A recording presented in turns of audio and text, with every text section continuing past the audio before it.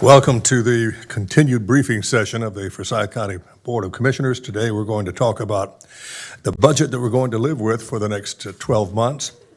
The total budget is somewhere in the neighborhood of, thanks to the taxpayers of Forsyth County, $500 million, which makes all the commissioners who are present and accounted for with sunshiny faces and happy attitudes today, chomping at the bit to get started because we do have a lot of things to cover, and we look forward to what we end up with at the end of the day.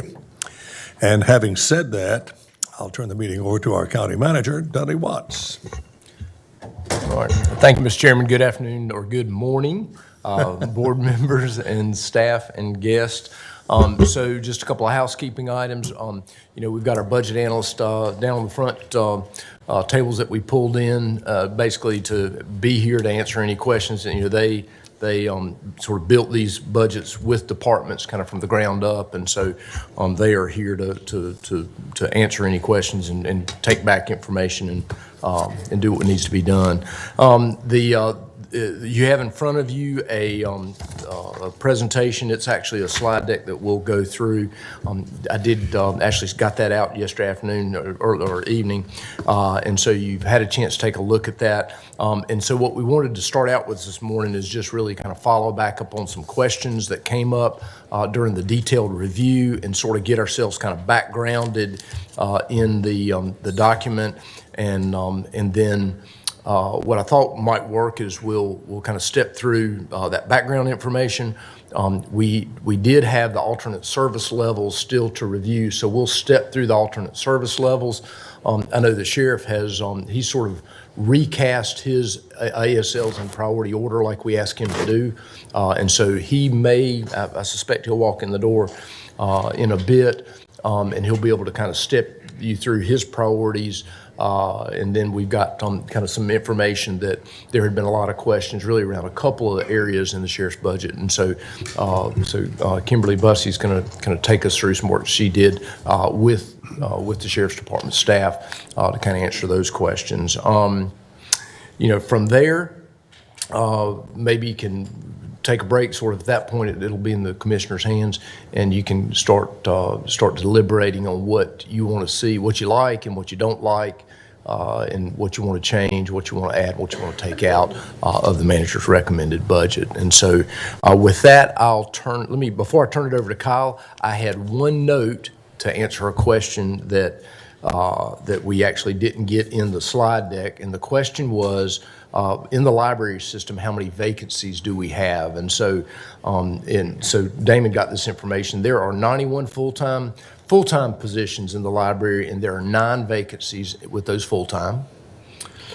There are 36 part-time without benefit positions in the library, and there are 7 vacancies in those positions. And there are 10 part-time positions with benefits, which those folks work I think 30 hours, and there are 2 vacancies in those positions. Having said all that, that's part of what was presented to us yesterday regarding the library. They wanted additional positions. That's correct. So anyway, I've got that. It was not in the slide deck. And with that, I'll turn it over to Kyle to take us through. There were a few questions around intergovernmental revenue contingency, and then we'll dive into the alternate service level request. Sure. Good morning, Commissioners.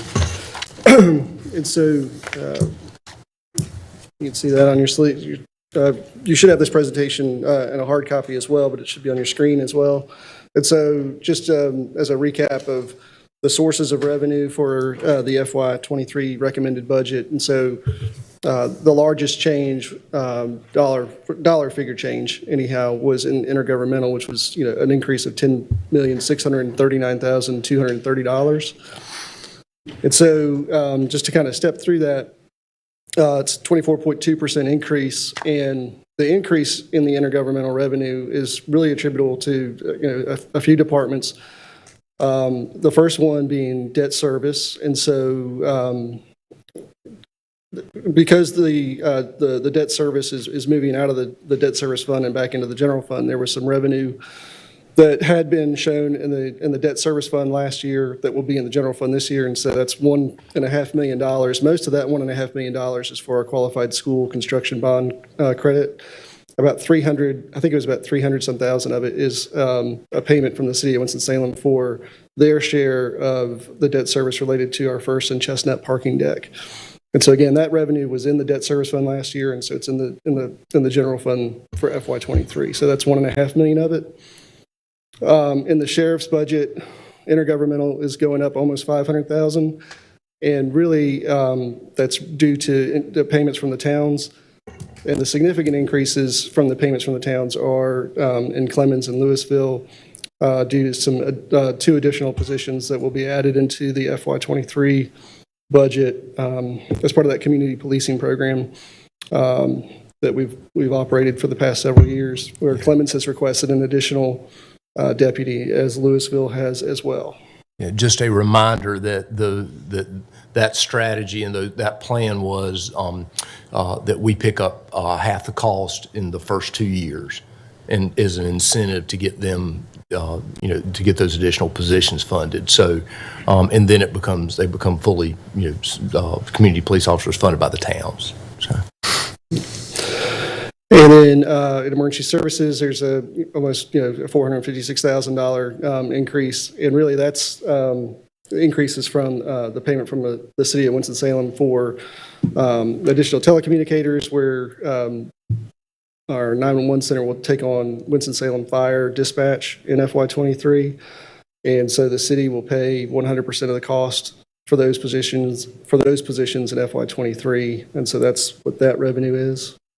And that will decline over the preceding 5-year period, and Right. give us a chance to absorb that. Public health was the largest increase, largest driver of the intergovernmental revenue, and that's about $5 million. And it's really, as public health is funded or receives significant funds through what we are called agreement addenda. It's revenue that the department gets for specific purposes. And so $4 million, a little over $4 million of it is for COVID activities.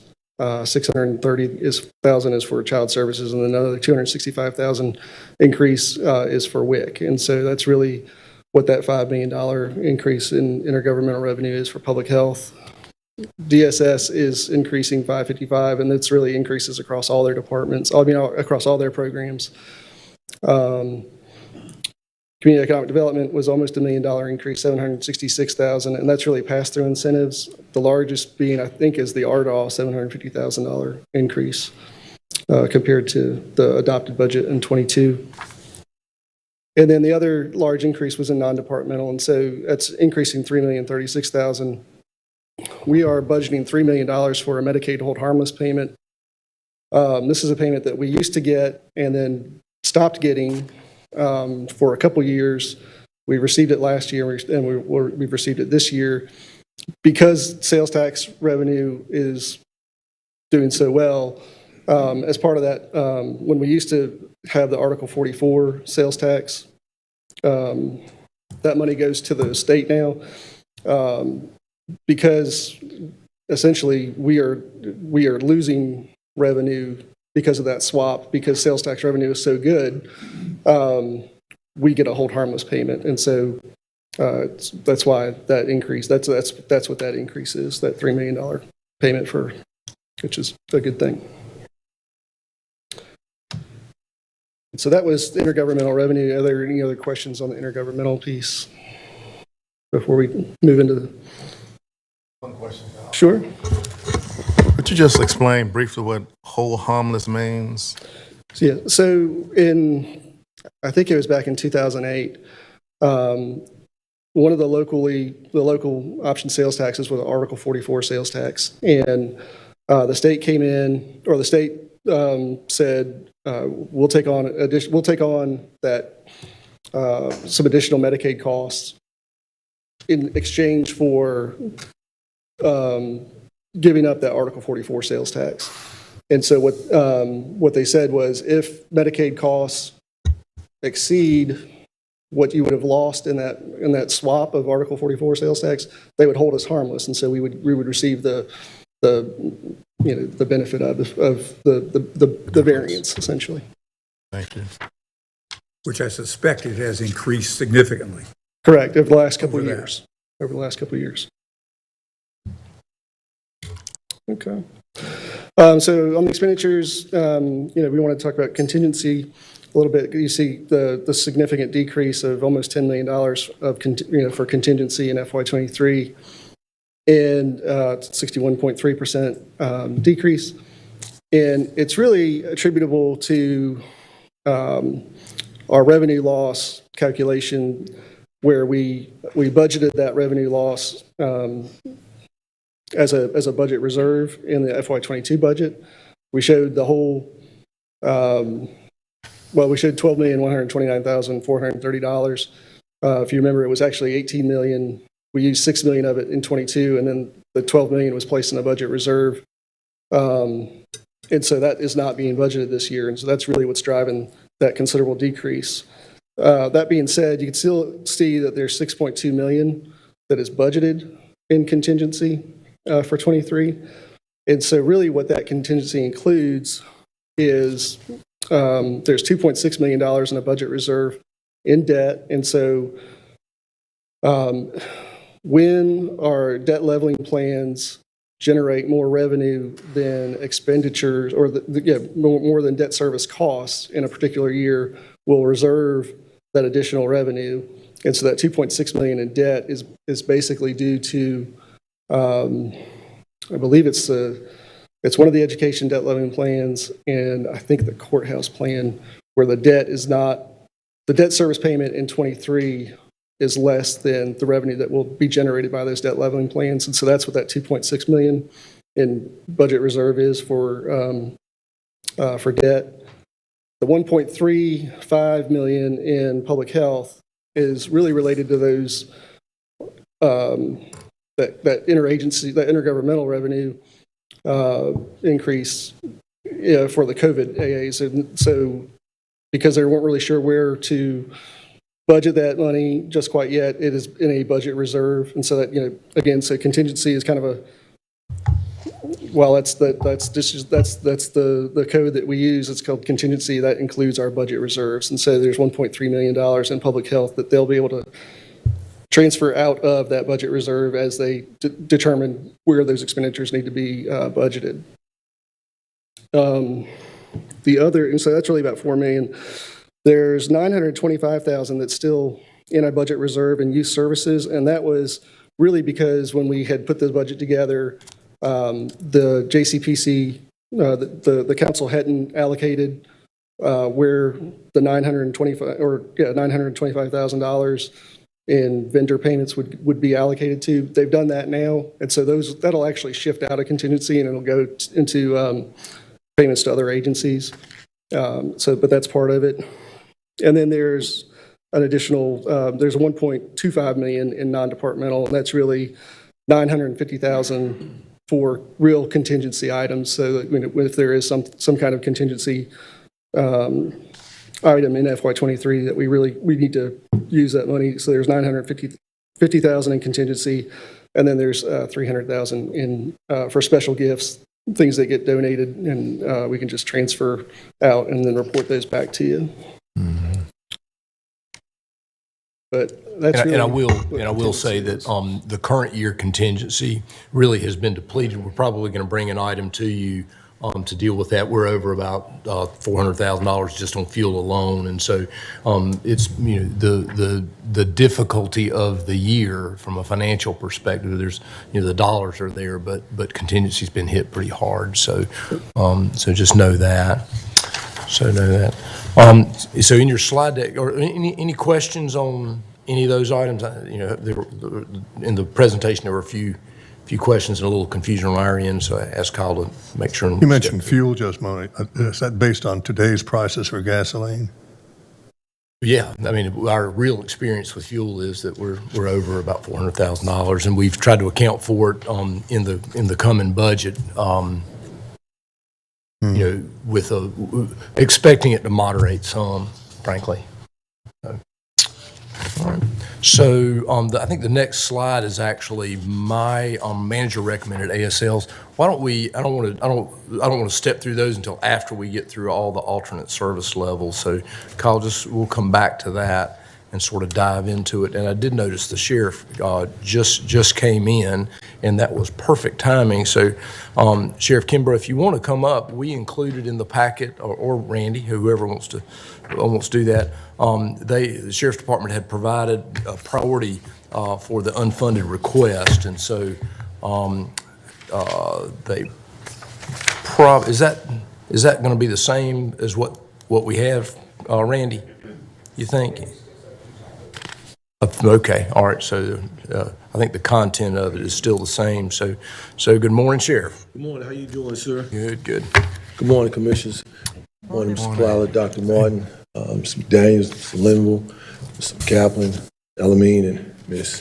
Wissenhunt. I really appreciate you all for allowing us to stop by today and just share some of our ask. Again, I appreciate what you have done thus far for the Sheriff's Office and for this community. I guess I'll just jump right into it. The top priority that we're asking for is an increase in the certified detention officers' pay. Currently, we at $18.59 an hour, which translates to about $42,137 a year. As you probably have seen in recent media, there is a shortage, just not here in Forsyth County, but as well as in Guilford and everywhere else, where there's a shortage of detention officers. We are currently at 80 vacancies. And I think that the pay has a lot to do with that just across the state. You know, not only are we losing detention officers to other agencies that are paying more, we're losing them to Starbucks. We're losing them to selling insurance. We're losing them to positions or jobs that are paying more than $18.59 an hour for the work that they do in the detention center. And so I would just ask that we look at that. I know that there's a study, I think Mr. Watts shared with us, about increasing the pay for the detention officers, but it is in dire needs that we really give that a real hard look at what we're paying the men and women that serve in the detention center every day under some very difficult circumstances. The other thing that I definitely would like for you to look at is the increasing in the telecommunicators' pay. Currently, I'm almost embarrassed to say this, but we're paying them $16.07 an hour. $16.07 an hour, which translates to $35,000 a year. Telecommunicators, when they can go 3 blocks up the street to the Winston Police Department and make about $3,000 more. I know that some may look at that and say, well, that's what the market is bearing, but I challenge you to come and just stay for 5 or 10 minutes and see the stress that takes place in a 911 center, the volume of calls that our telecommunicators are answering. We're currently short-staffed there to where we're having to work overtimes. Myself, I go in there sometimes and do what I can do because we are truly at a need for an increasing pay. And so I definitely would ask you to please consider those top two. I guess here we go with the third one is our community outreach. And I know that that may give some heartburn when we talk about community outreach. I know that the community outreach budget sometimes is not traditionally as it relates to what a law enforcement agency does, the nuts and bolts of law enforcement. But the time in which we're living in, a law enforcement agency has to be more than just manning a jail, civil processing, and arresting people. It has to be a part of the community. I think that because of your generosity, we have made a difference in this community. Because of your generosity, some of the programs that you have, Ms. Wissenhunt, and some of the things that we're doing in this community is what truly is making our community, in my opinion, the leading law enforcement in the state. And so we can't just say, well, let's not do community outreach. We have helped men and women get GEDs. We have provided coach, schooling, a lot of things that show up here doesn't come out of the budget. Some of it comes out of my pocket. I feel that that's my obligation and my place in this space. But on that same note, I'm asking you to help us fund some of the things that we do in the community, that we do. The mother and daughter breakfast came on the shield, well, on the back of the father and son man cake when I brought that to you all, and you basically agreed that it was a good idea. And if I'm not mistaken, the mother-daughter was something that Commissioner McDaniel said that you all would like to do in terms of the women. And so I think that we have to be a part of this community, because in a community, it must see its law enforcement agency as credible. What we call is community credibility. And I say that because during social unrest, during so many difficult things that we've experienced over the last 2-3 years, of the 7 largest counties, this was the only county in the state of North Carolina that did not have a window broken out, a fire set. Of the 7 largest counties, this was the only one. And I credit that to the community credibility. I credit that to how the people see your law enforcement agency. They see us as caring. They see you all as caring. And so I think that that's something that we must stay at the forefront of, being a part of this community. The other one is, we talked about that several times with the county manager, a signing bonus, something that would enhance people to come work at the detention center. I give an example. We have entered into the contract with the group that helps us in the detention, P&G. And we have several of the men and women that are working there that want to come and work full-time at the detention center, but they have been given a $650 signing bonus to go work with P&G. In order to come work with us, they're trying to figure out how do they pay that back. And I know that's not in our business to try to pay something back that was given to them, but I'm thinking on the lines of an incentive to get people to come and work at the Forsyth County Detention Center. It's something that is happening all over the state. Novant does it, Guilford does it, surrounding agencies does it, a signing bonus to enhance people to come and work at the Forsyth County Detention Center. That's something that, I would love for you all to consider. I know you have a lot of things and a lot of demands on you from not just the sheriff's office, but all the other agencies that you fund. But I would like for you to consider, please consider that. The next one is, and I'm sure you got a lot of heartburns about this one, is the public relations department that we have. And I just would like for you to just hear me out on the public relations.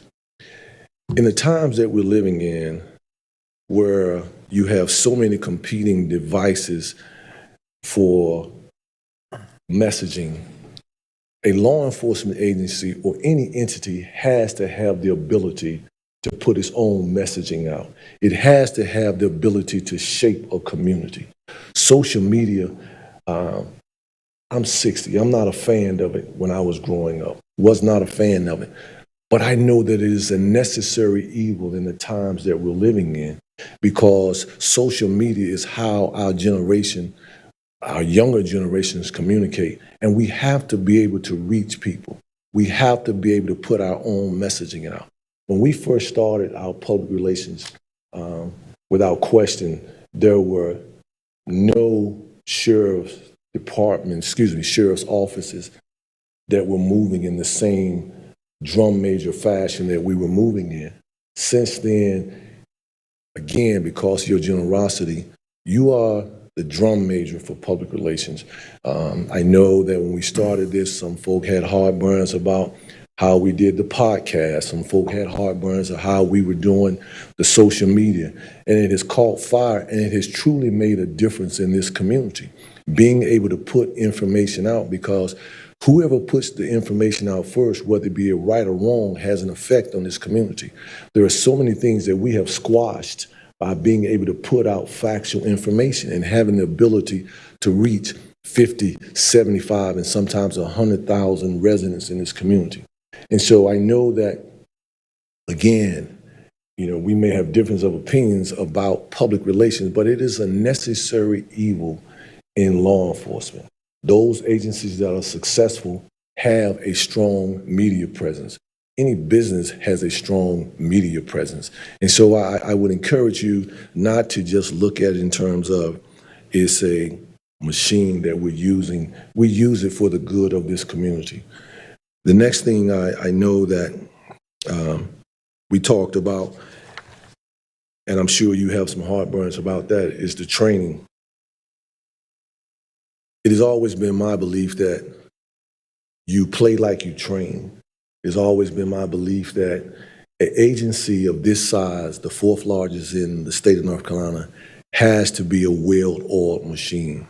You know, there's a thing that you can pay now, pay later, and that is to do with training. You have to have the ability to have officers, detention officers, command staff that are well-trained. And I'm sure some of you probably have a heartburn that I go to training once a year myself. I specifically go somewhere to train to better myself. This past year, I went to Harvard for the leadership school. I took that training like I did last year, and I come back and set up a training program within inside the sheriff's office and train everyone from a sergeant and above, like training the trainer. I did the same thing last year when I went to Dale Carnegie. I came back, and for 6 months, I did the training myself to train the men and women at the sheriff's office. I do that every year. I do that because in order to be the best, you got to go get training. Prior to us coming into this place, I went back and pulled the data. Prior to coming into this space in 2018, we had no training of this caliber. We had not even had culture diversity training prior to 2019. That's sad to say, but that's factual. I looked at the training records. We are training more than we had ever trained in the Forsyth County Sheriff's Office. As most of you know, the lawsuit that we was hit by had to do with a lot of training. And what I would tell you is this, is that what we do now and how we train now is who will become later. We have to have a training budget that is competitive. If you have heartburns with me going to Harvard, then minus the $3,500 and give us that. But give us something, give us what we pay or what we spend for the training. And so that was my plea to you all this morning, is that when you look at it, please, I can't tell you how, but I would suggest when you look at it in terms of the benefit to this community. Everything that you have trusted us with, we have won with it. When you trusted us with the Real-Time Intelligence Center, we have solved more cases than Perry Mason since we have started that. It is because you trusted us with that. When you trusted us with the district drug task force, we have seized more drugs and guns since the history of this agency. We have done that. You trusted us with the JIT team. And since our one day on the street, Saturday, we took 5 guns, ghost guns, off the street. All I'm saying is that continue to trust us to be good stewards. I think we are good stewards of what you give us. And I know you have a lot on your plate, a lot of ask, and I'll just be quiet. But I just wanted you to know my heart, the agency's heart, and continue to make your office great. Continue to support us the way you supported us. Yes, sir, Doc. Just out of curiosity, you've gone over it, but how many vacancies did you say you have in the jail? 80. 80. That's because, as you said, it's the low pay. What percentage of pay is it going to take to compete as compared with, say, Guilford, Mecklenburg, Wake County, New Hanover County? So what we're proposing is a minimum of 48. That's only 6,000 more than what they're being paid now, which is not a huge amount. Did you say it was 18,000? No, 48,000, 6,000 more. It's 42,137. We're asking for a minimum of 48,000. Okay. How does that compare with other large counties in the state? Actually, Mecklenburg is 53,000 going in the door. They had to bump theirs up because of the county beside of it was paying 54, 55. There was an article in the paper where one of the smaller counties down east was starting out at 50,000. It's a problem across the state of North Carolina. Detention officers pay as a whole, Mr. Plyler, has always been somewhat on the low end of the perspective. Yeah, I'm hearing some people leave the sheriff's department in Forsyth County to go to places like Guilford Exactly. or even Davie. Yes. But can I ask a question? We're the Lumpkin study, isn't it going to provide Sheriff, I think you're aware that we've actually hired a market rate, person, kind of, we haven't done this. This is a lot bigger than what the Piedmont Tri group's been doing. And we're getting a report soon, and I'm sure all these positions will be in there, correct? And we have actually budgeted, to actually try to do some corrections, if you will, on kind of our salaries in the right place. And I think, that. these guys are, I assume, comparing both local, regional, kind of a national picture, that's why we're paying them, so we can remain competitive. So maybe a little update on that. That is correct, Vice Chairman Martin. We have contracted with the Locked-In Group, and we anticipate receiving their recommendations by next month. We will present those to the commissioners at a date to be determined, but we are absolutely committed to ensuring our positions are competitive, which is why we have hired a different agency to take a look at it. This is the same company that Guilford County has used, and so we are looking forward to receiving their recommendations. And it is important from a timing perspective, and so our hopes are to get those recommendations to you so we can do a first quarter implementation. It depends on how complicated it is when we get the data, but that would be our goal. So would it make sense, before we even think about doing anything on your number one and number two priority, is to have that information available? I'm kind of asking our folks, does that make sense? Yeah. On the human resources side, that would be our recommendation, to get the information from that third-party organization, because they are not only looking at the sheriff's office, but they are also studying all county departments. And in our budget, we have a certain amount of money reserved for making those corrections. Yeah, so do we anticipate that would also cover this, if there was a huge correction demanded in detention officers, that we would likely be able to address some of that? Yeah, the sheriff's requested 48, presume, if that's the right number for starting pay. Now, remember that the numbers that the sheriff talked about in terms of 18 and so forth an hour and 1607, those are our starting pay numbers. And so, folks sometimes bring, if a candidate comes to us and they bring, degrees and they bring other things, those move. But yeah, there's $5.9 million set aside in the budget for the Locked-In study. We have, I believe, we have the most aggressive performance-based pay number in that we've had in years, so we've put a lot of emphasis there. On the signing bonus, I think I heard from from the detail work group that we need to get a recommendation to you on that, and so our thoughts were, and we hope we can get this to you in July. You've got that morning session in July is where we're sort of tentatively think we can get ready for if things Do work those out. figures include benefits? Yes.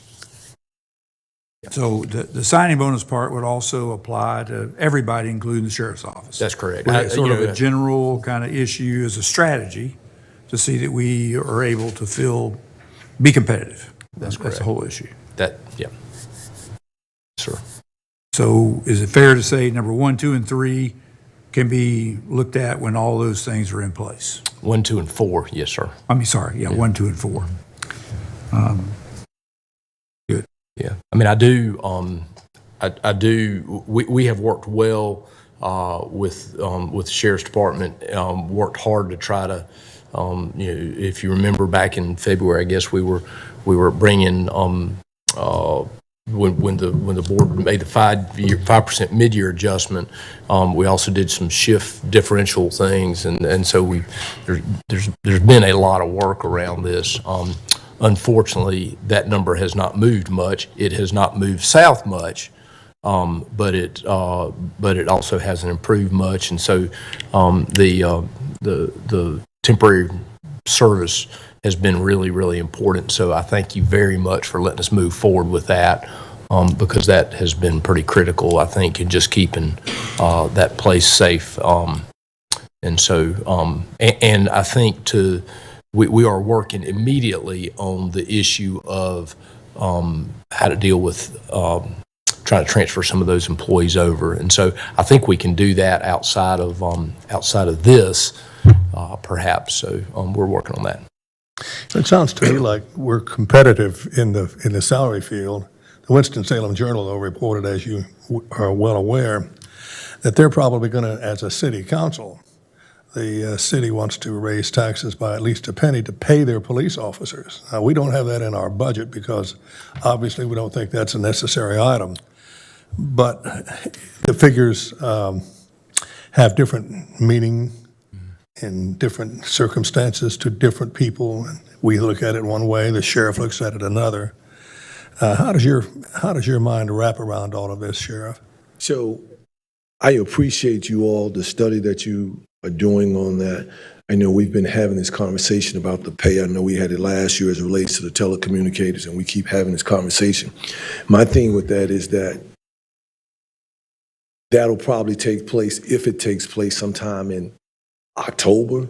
If you get it, I you heard get that the we were study looking at back in stuff July. July. Right, and- you get the study back in July.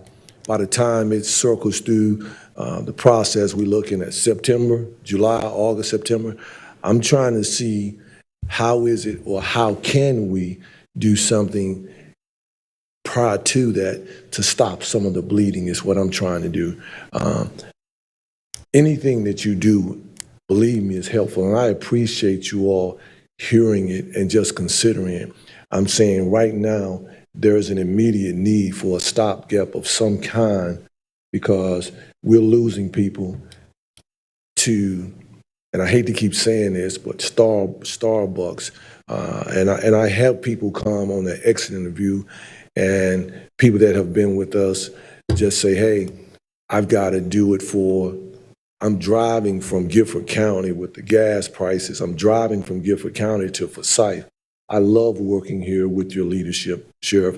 However, it comes down to basic dollars and cents and how I feed my family. And so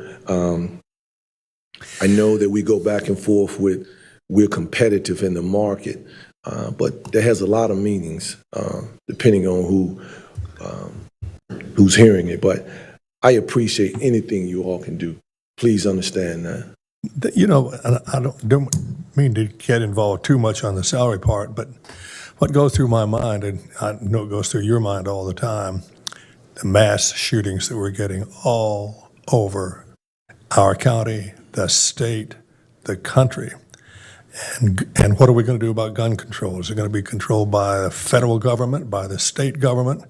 What about the task force that the sheriff of Forsyth County is looking at to bring some sanity to what's going on with guns in this market? And how much money do we need to spend to make it stop?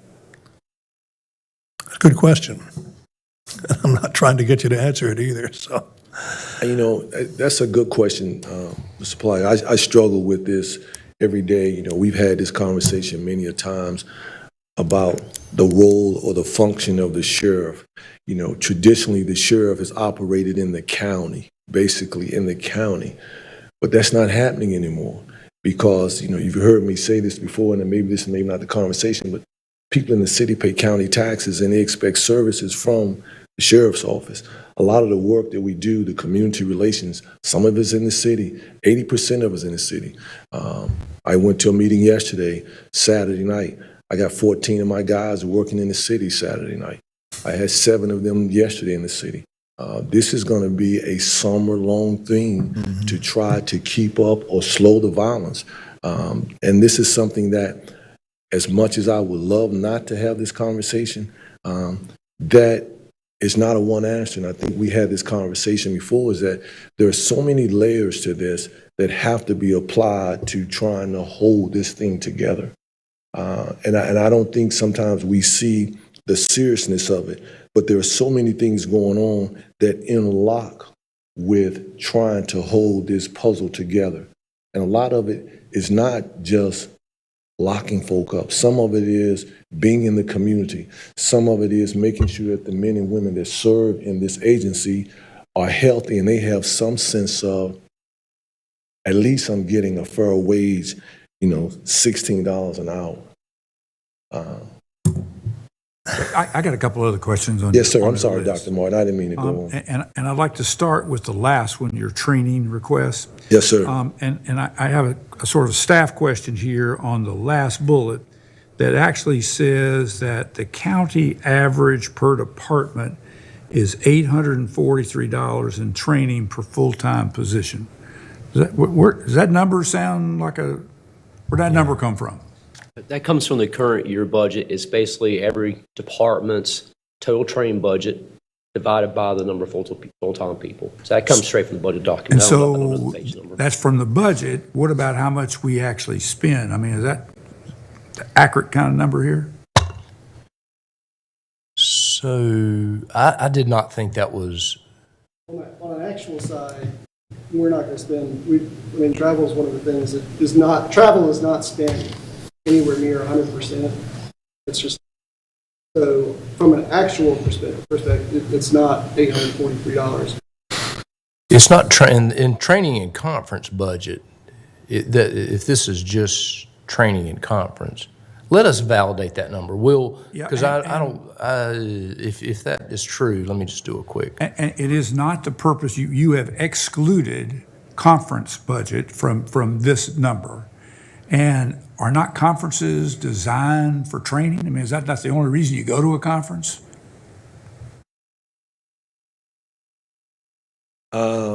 No, sir.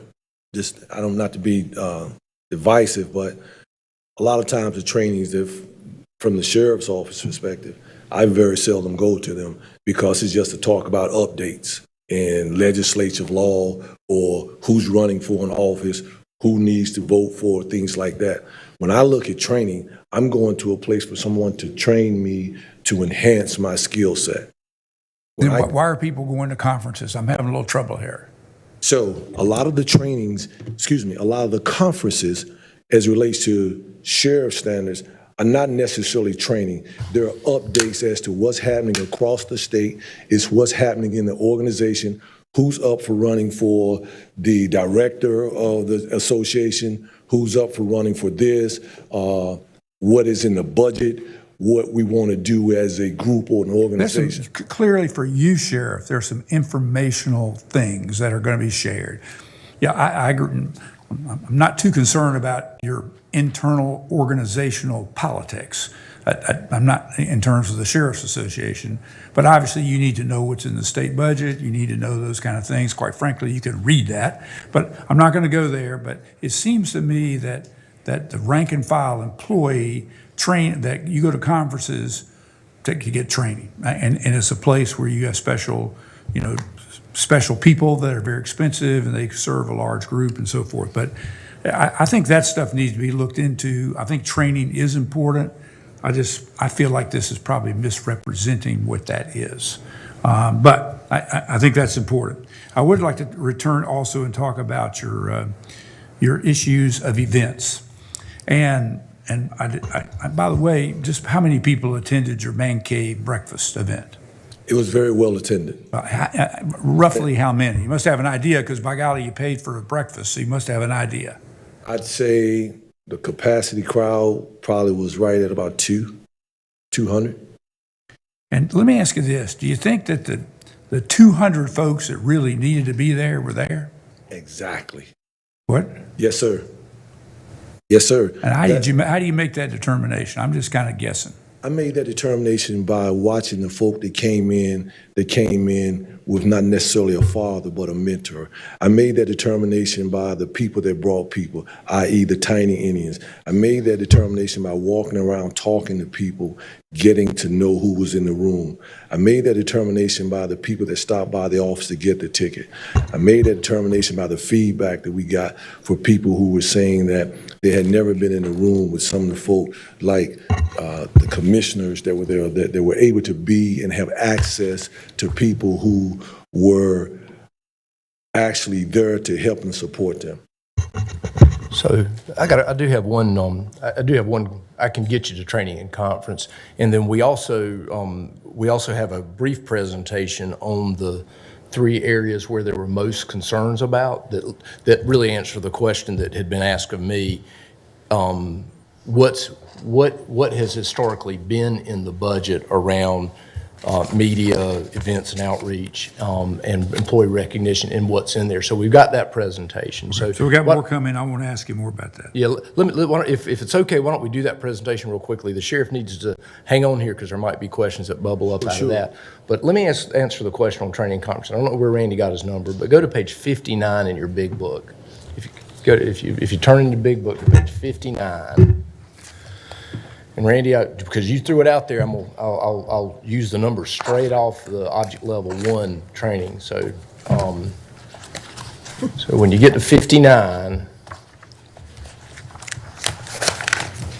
Hang on.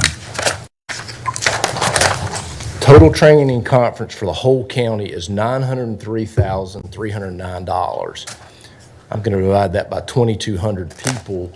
And that's going to get me 400, which is not the exact right employee number, but it's close. And that's going to get me to $410 per person for training and conference countywide. 1 minute. And the numbers that we provide are from the current. Randy, I'm talking right now. I'm sorry. current year You threw a number out. 1 minute, can you, 1 minute, slow down for me. So it's page 59. Page Are we 59.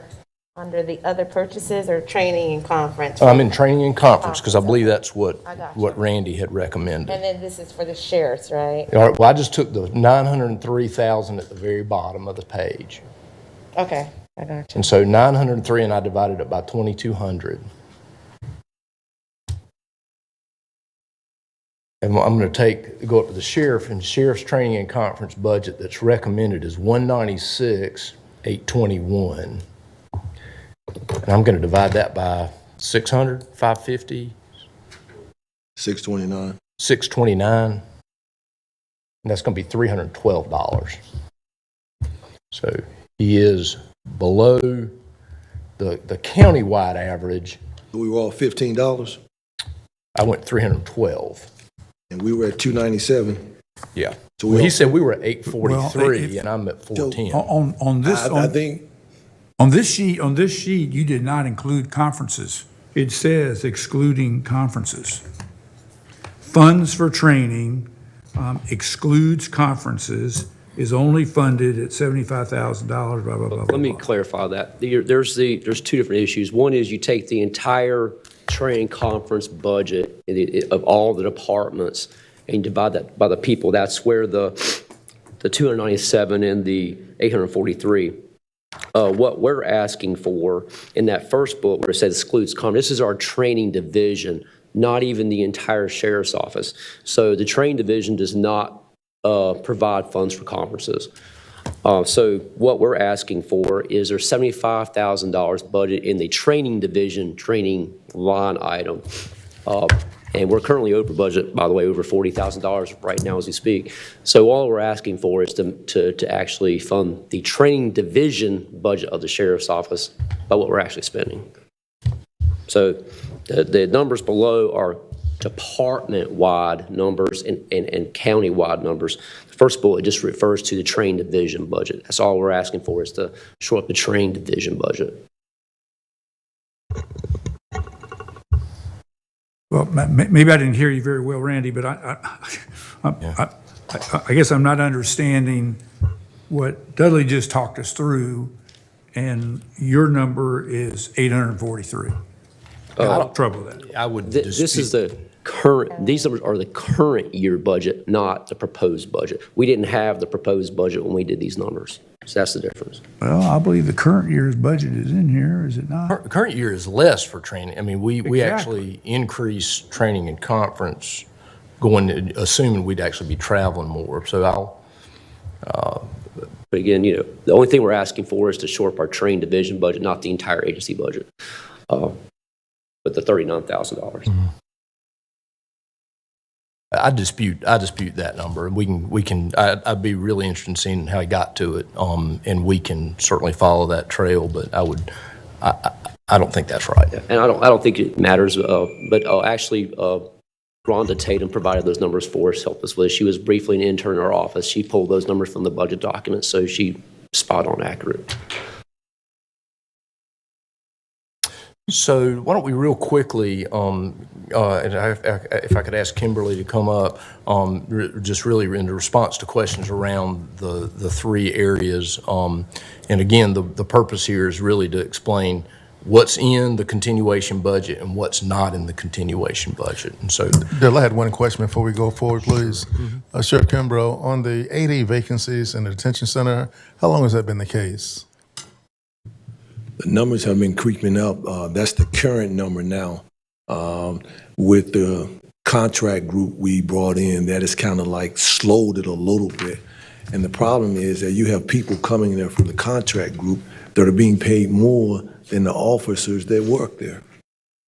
And if it was fully staffed, how many employees would you have in the detention center?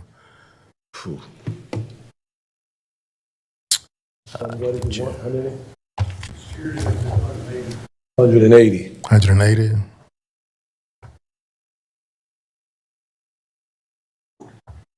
I just wanted to mention before we get into the conversation about the numbers, about the community outreach engagement budgets and the public information PIO budget, that the numbers you see there are not unusual compared to other places in the state. We didn't have enough time to get everybody in, but we have a six-figure budget for both these areas, but so does Guilford, Buncombe, Cumberland. Mecklenburg County, their community outreach engagement budget there is $1.2 million, and they have 10 people.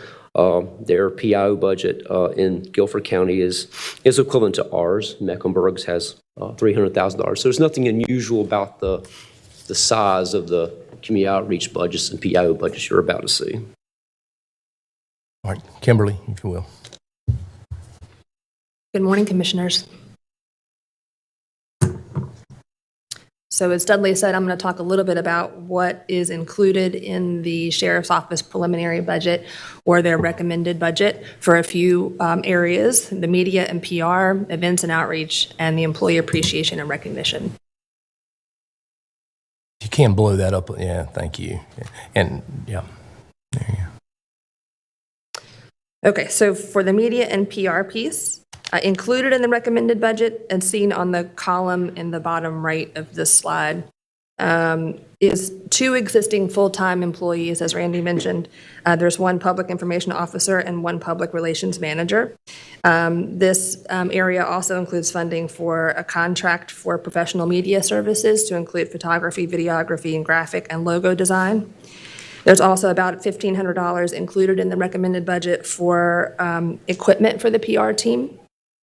You'll see next to the FY23 recommended budget, the ASL request that should match what the sheriff brought in today. That ASL request is to enhance his public relations area, again, for $100,764. And this includes contracted social media storyteller, videographer, and PR equipment.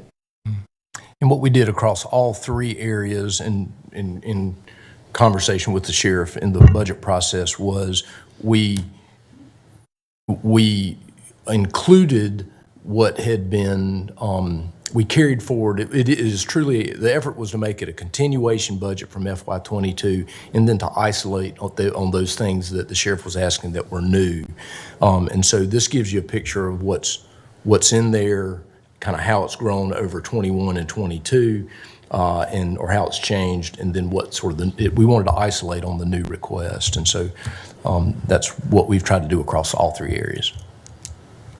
So again, the total here that is included in the recommended budget is about $224,100 for media and PR, and you can see those salaries have gone down a bit from last fiscal year, so that is where the decrease in about $5,900 comes from.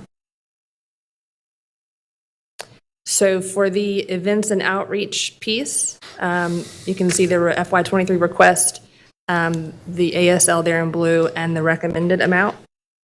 It is important to note that this OCA that's included here, that's the Sheriff's Crime Prevention and Community Outreach OCA, the increase from FY22 that you can see there in the chart, this shows kind of from FY19 to FY23. The increase there in FY23 is really due to the addition of a position, an existing position that the Sheriff's Department moved from another OCA into this OCA. So really the salaries and benefits and in general from the countywide 5% increase and the addition of this existing position is where this increase largely stems from for FY23.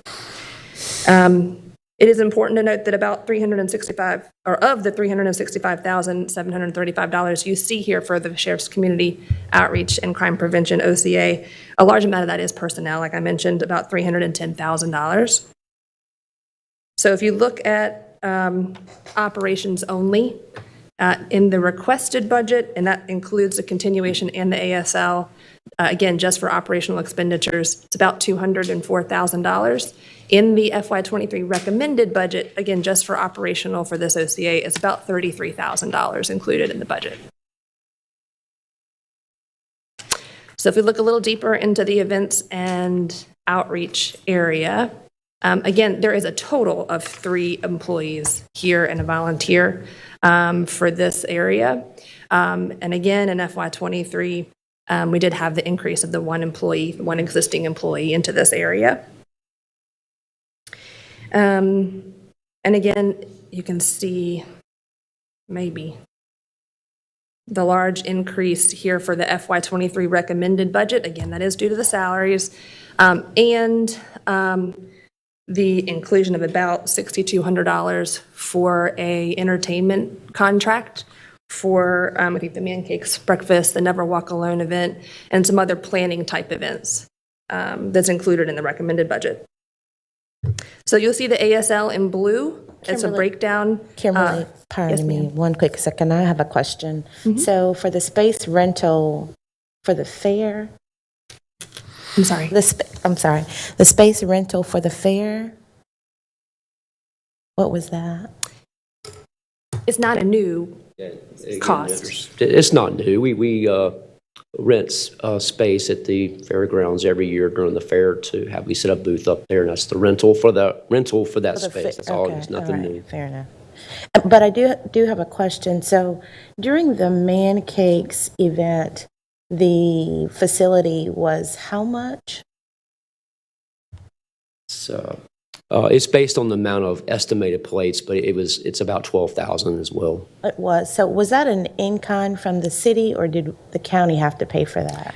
The city covered the facility fee. The 12,000 would cover. They basically just waived the facility fee, but there's like setup, the food, the audio, video, that type. That's what you're paying for. So that was the 12,000 that the county paid for? Yes, ma'am. In But other the words, facility we paid for it, and the city paid nothing. They just waived the facility fee. Right. Yeah, except, full disclosure, when you look at the invoice, there was $500 for facility fee. I don't know if that was a reduced amount, but. That was a typo, was later removed. It was a typo of what? They meant to say a setup fee. That was a typo. Did you pay it? Yes, we paid the setup fee. Well, it was on the contract that I signed. It said facility fee. If it was a setup fee, then whatever. But we did pay $500. Yeah, it got caught during the execution as a typo. We went back to the Benton Convention Center, asked about it, and they said that was a typo, and they apologized for it. On the version you signed, we had fixed it by then. So So are we going to get our refund? I know it's just $500, but $500 is a lot of money for me. Are we going to get that returned back to us? I don't even know that we paid that full amount because it's based on the Well, number you of wouldn't meals. have paid it, we would have paid it. Correct. It would not, but yeah, that was a setup fee. It was just a typo with how they labeled it. Okay, fair So- enough. Just check on it if you don't mind, Dudley. Okay. Yeah, thanks. Well, and I'd be real curious what the value of what did the facilities fee, what would it have been had it been charged? just kind of curiosity. Okay, sorry, Kim. The part that was waived, which was the rental, I guess, the space, the rental for the space, which, by the way, was not rented, not that it probably would have been rented. That's the only way it would have been a loss, if you will. So be kind of curious what I think it's a misrepresentation to say the city was an equal sponsor on this issue here. They were not.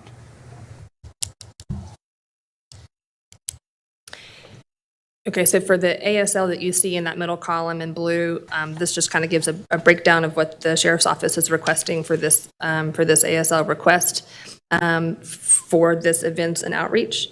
It does include basically a turnkey cost in FY23 for the second annual Never Walk Alone event, funds for a mother and daughter breakfast event that the sheriff mentioned, and funds for community sponsorship and paid advertising in about $25,000.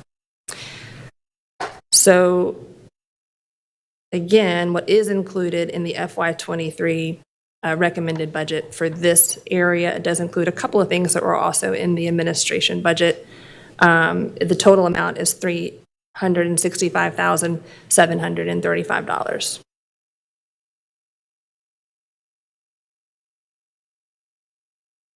Are there any questions about this one before? What was that figure that you just gave, the 155? I'm not seeing it. $365,735. It's at the very bottom Oh, I right see. corner. Yeah, Yep. I didn't hear the 365. Got it.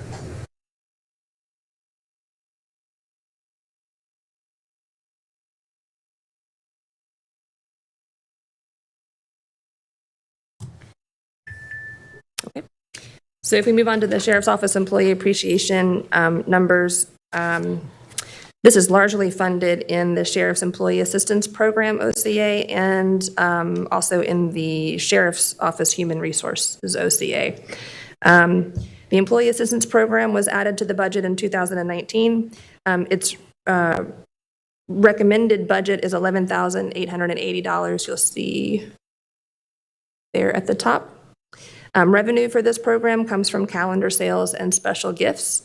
In FY23, the recommended revenue amount for this OCA is $5,000. In the Sheriff's Human Resources OCA, there is funding included in the FY23 budget for events, catering services, awards, giveaways, and recruitment items, things for employees, in the amount of $15,700 you see and $30,000 there. So a total for this area is about $52,580. And the recommended budget has not increased much over FY22. Happy to answer any questions you may have.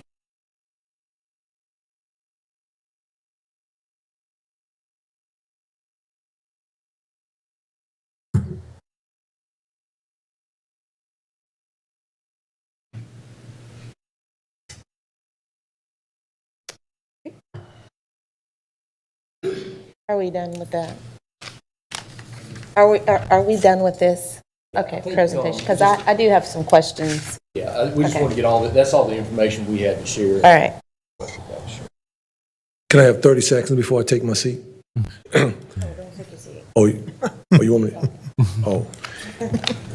So I know that the word was used historically. Historically, we've never been an agency this large. Historically, we've never done the things that we're doing now. Historically, we have moved your office further than has ever been moved.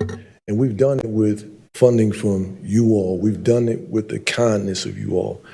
And that's all we're asking, to be continued good stewards, to continue to move the needle, and continue to provide a first-class service to first-class people.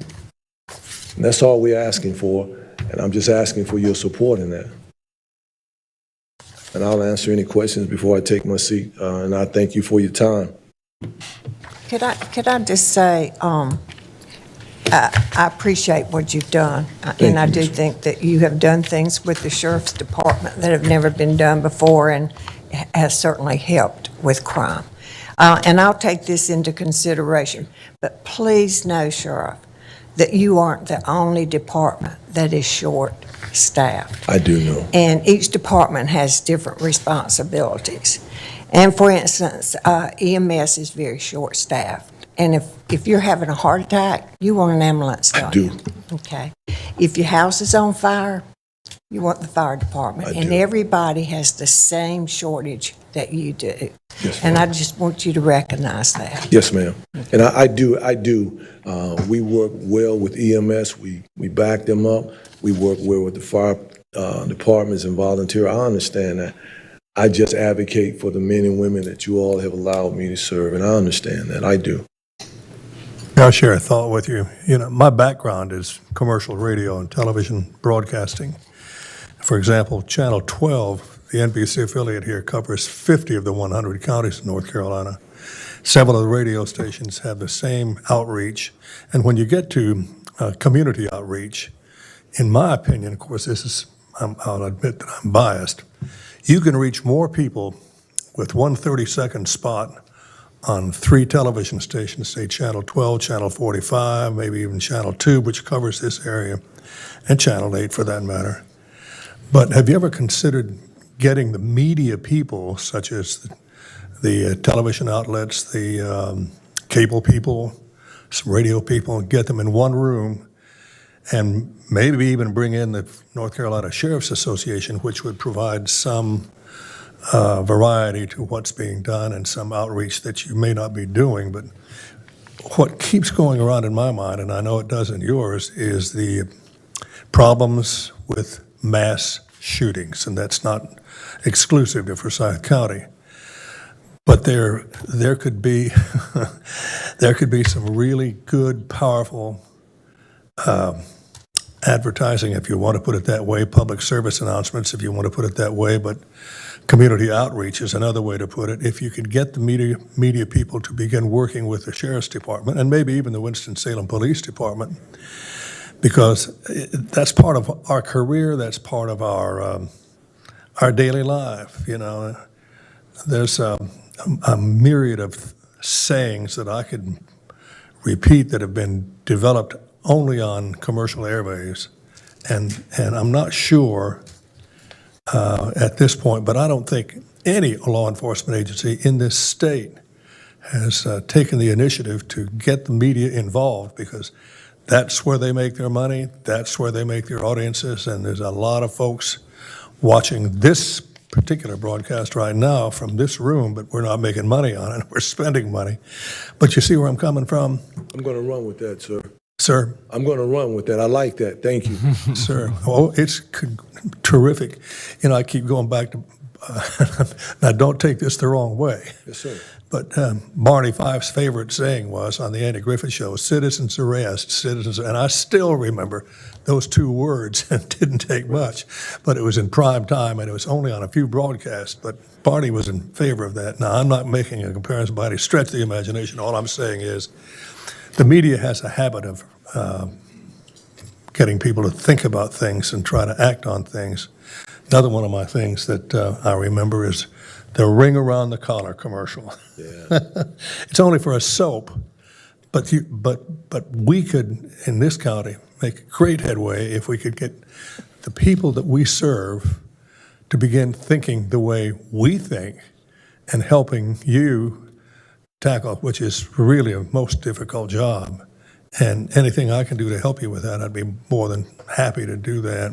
Yeah, I'm going to run with this, sir. I like that. I am a Barney Fife fan. I was watching the episode last night where he applied to be a member of the country club and they denied him. Yeah, I watched that series last night. Well, you see these guys going after criminals on television, they always get their man. Yeah, that's true.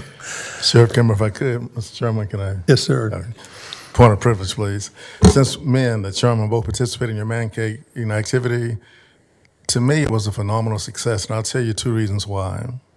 The kids who stayed around after the program, just to talk to the people who were in the program, was phenomenal.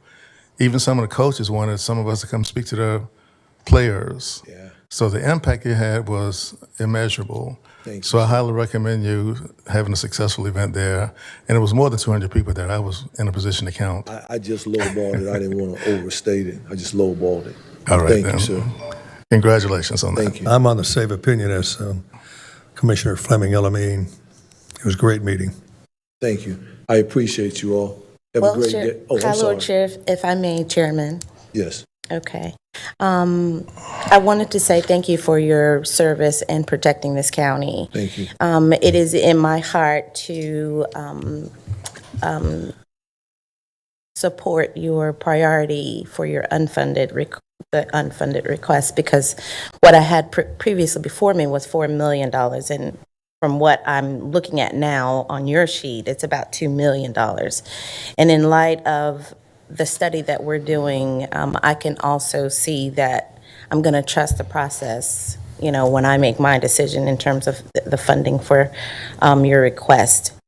I know that telecommunicators if they're not making at least $15 an hour, it's not a livable wage. We have an increase in terms of housing, the way the gas is set up now. So it just doesn't make any sense to me not to go ahead and give folks an increase. And the training is absolutely important. I've talked about this for some time now. We want to be proactive and not reactive in terms of if anything happens in this community. And I would rather work with you now on this end versus having the constituency come in here when something happens in this county. So therefore, I wanted to say that I'm going to be supporting that. Now, I do have a question relative, because you'll have to kind of walk me through this process. I'm about solutions. Yes, ma'am. And the evictions unit, what does that look like when the evictions writs are written from the clerk of court's office? And Dudley, you might have to help me with this. And then it gets to the sheriff's department. And how do they know that there's some support from the county? Because we still have dollars, correct? About how much? I'll let Chantel. So we just received another allocation of about $12 million, and we had maybe 1.5 left. I'll have to get, so maybe 13, 14 million.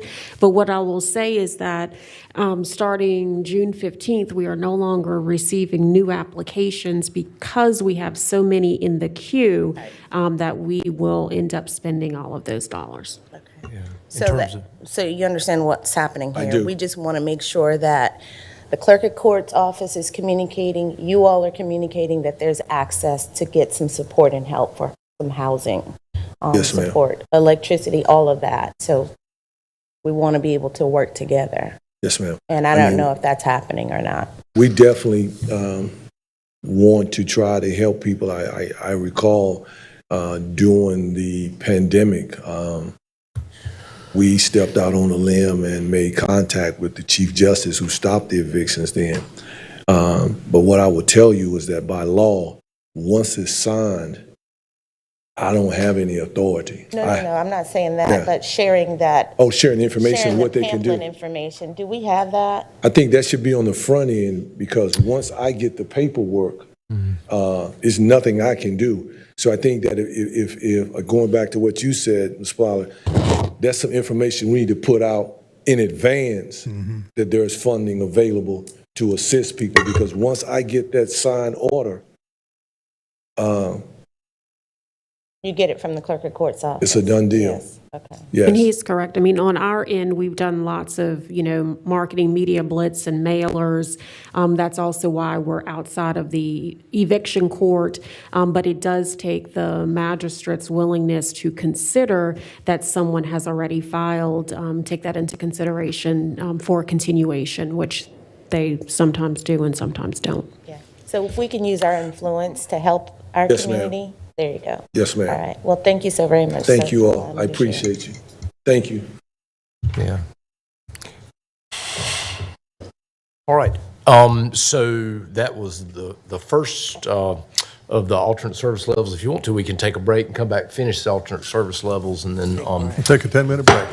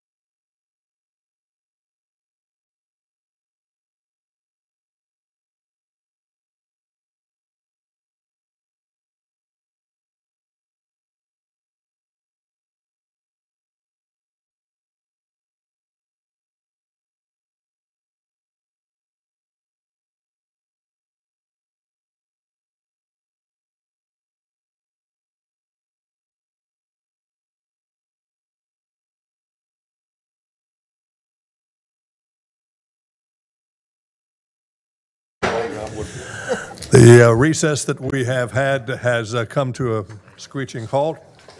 And for those watching the Forsyth County Board of Commissioners meeting today on Channel 13, welcome. Good to have you with us. And we're going to have some more interesting comments from interesting people, all having to do with a $500 million, or to put it another way, a $500 million budget provided by the money by the Forsyth County tax people, which includes every citizen in this county.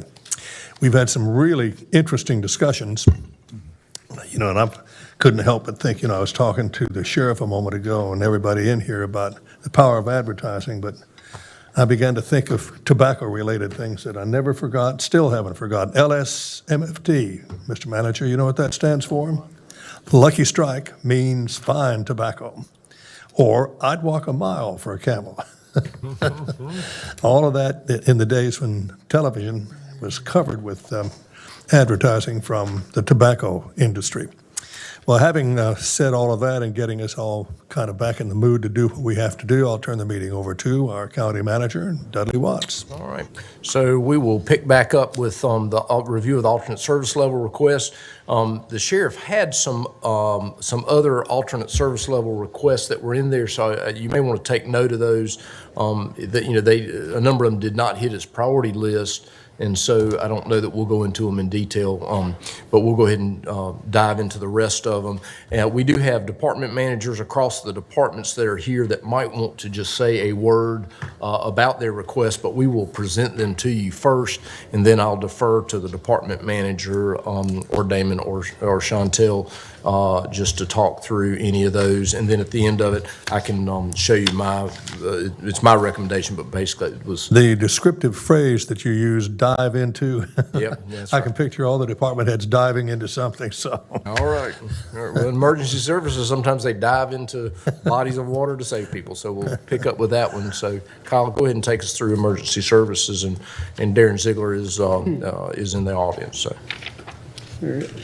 So, emergency services, I think there were 7 there, but the first 4 are on this page. And so the first 4 were related to the fire division. And so in suppression, they had a request for 3 additional firefighters and a truck 109 replacement. So you can see the figures there, the expenditure costs. And then fire prevention had a volunteer fire support officer and then a deputy fire marshal as well for fire prevention. Can you hold on one second? Sure. If you may. Can you tell me what that full-time volunteer department support officer is to do with the volunteers? Yeah, if you want me to, Gary can come up and talk a little bit. So the first 3 would be funded if you chose to do it out of the overlay district. And so the last one really would be sort of cost shared with the overlay district, but not primarily funded out of it. I'm actually currently serving on a panel that the chief of the president of the Fire Chiefs Association's put together, Chris Davis, and it really is to study how to enhance volunteerism. There has been a lot of money spent, a lot of grant money by a lot of departments that have been spent to promote volunteerism, and all of them have been very unsuccessful. Frankly, very few volunteers have bubbled up out of that, and it's literally been $1 million grants that had gone into that. And so structurally, I believe there are some structural issues around that, that have to be examined before you're really going to make improvements in that. Everybody says the volunteer system's dead, the volunteer system's dead. You can't get volunteers anymore. The truth of the matter is the system has made it tough to get volunteers because it's made it very difficult to be a volunteer. You essentially have to be if you were going to be fighting a fire to volunteer, you've got to be a certified firefighter, and North Carolina general statutes don't provide that has to be that way. And so I'm actually working with Chris Davis and the Chiefs Association to examine whether that can change or not. And so this is actually on my list of recommendations to fund, but only if the fire chiefs are willing to make some structural changes around that to actually be able to work with volunteers more effectively. And so I'll let Gary talk through anything around that. But And thank you. And just to take off from that is we've kind of looked at this position for several years of what can make a difference in the volunteer world in those fire chiefs that are not paid, that literally we have fire chiefs that are mechanics. We have fire chiefs that are run their own businesses and do these things. Like Kyle yesterday, the fire chief from Union Cross, took time off to come here to give his presentation there. A man of few words, by the way, but no, we give him a hard time. But so what we tried to do was package a position that would take some workload off the volunteers and then figure out, to Dudley's point, how to more centralize recruitment and retention, because we did see a big dip this year, actually below 500 volunteers in the system, so that was obviously troubling. So we tried to look at what could take some workload off fire chiefs. What could, because I'm always receiving phone calls at 9, 10, 11 o'clock at night where they're trying to fill grant deadlines at like midnight and they're asking questions. So what could administratively help them in some ways so that they just don't have that tremendous workload, and then centralize the recruitment and retention efforts, try to figure out structurally if that works for Blues Creek, why couldn't it work for Louisville, Clemens, Vienna, kind of centralize that a little bit and have a sort of a clearinghouse to, this works well, or if there's obviously to fight a fire, OSHA is going to require you to have some training, but those folks that drive trucks, maybe there's a process that's less restrictive that we can offer up and champion through our college systems to get that going to make it better. So kind of the idea was in 4 areas. Recruitment retention is a big thing, but grant support, and what I was trying to do there was set a goal for that employee, if funded, that we try to look for about $100,000 a year in grant support to kind of keep pressures off the tax rate. Insurance grading has been a huge administrative task. So to help those departments with that. And then the big one is records management assistance, where we have a countywide records management system, but to have that system work for you where that fire chief can push a button, you have to have someone set that up for them. And that takes a lot of specific expertise, and so that it makes it easier for the chief. And that's sort of what we're after, is making things easier for those chiefs. And then all 3 or 4 of those items actually work together for recruitment and retention, so that it's sort of that one person, a one-all does all kind of person, where I could take some pressures off those volunteers and sort of centralize the recruitment and retention area and sort of try to figure out what's working and what's maybe not working and offer some suggestions. Yeah, the description was very helpful in terms of the expenditure, in terms of county dollars that was being spent, so that's helpful. Thank you. Okay. Thank you. I'm trying to take your papers.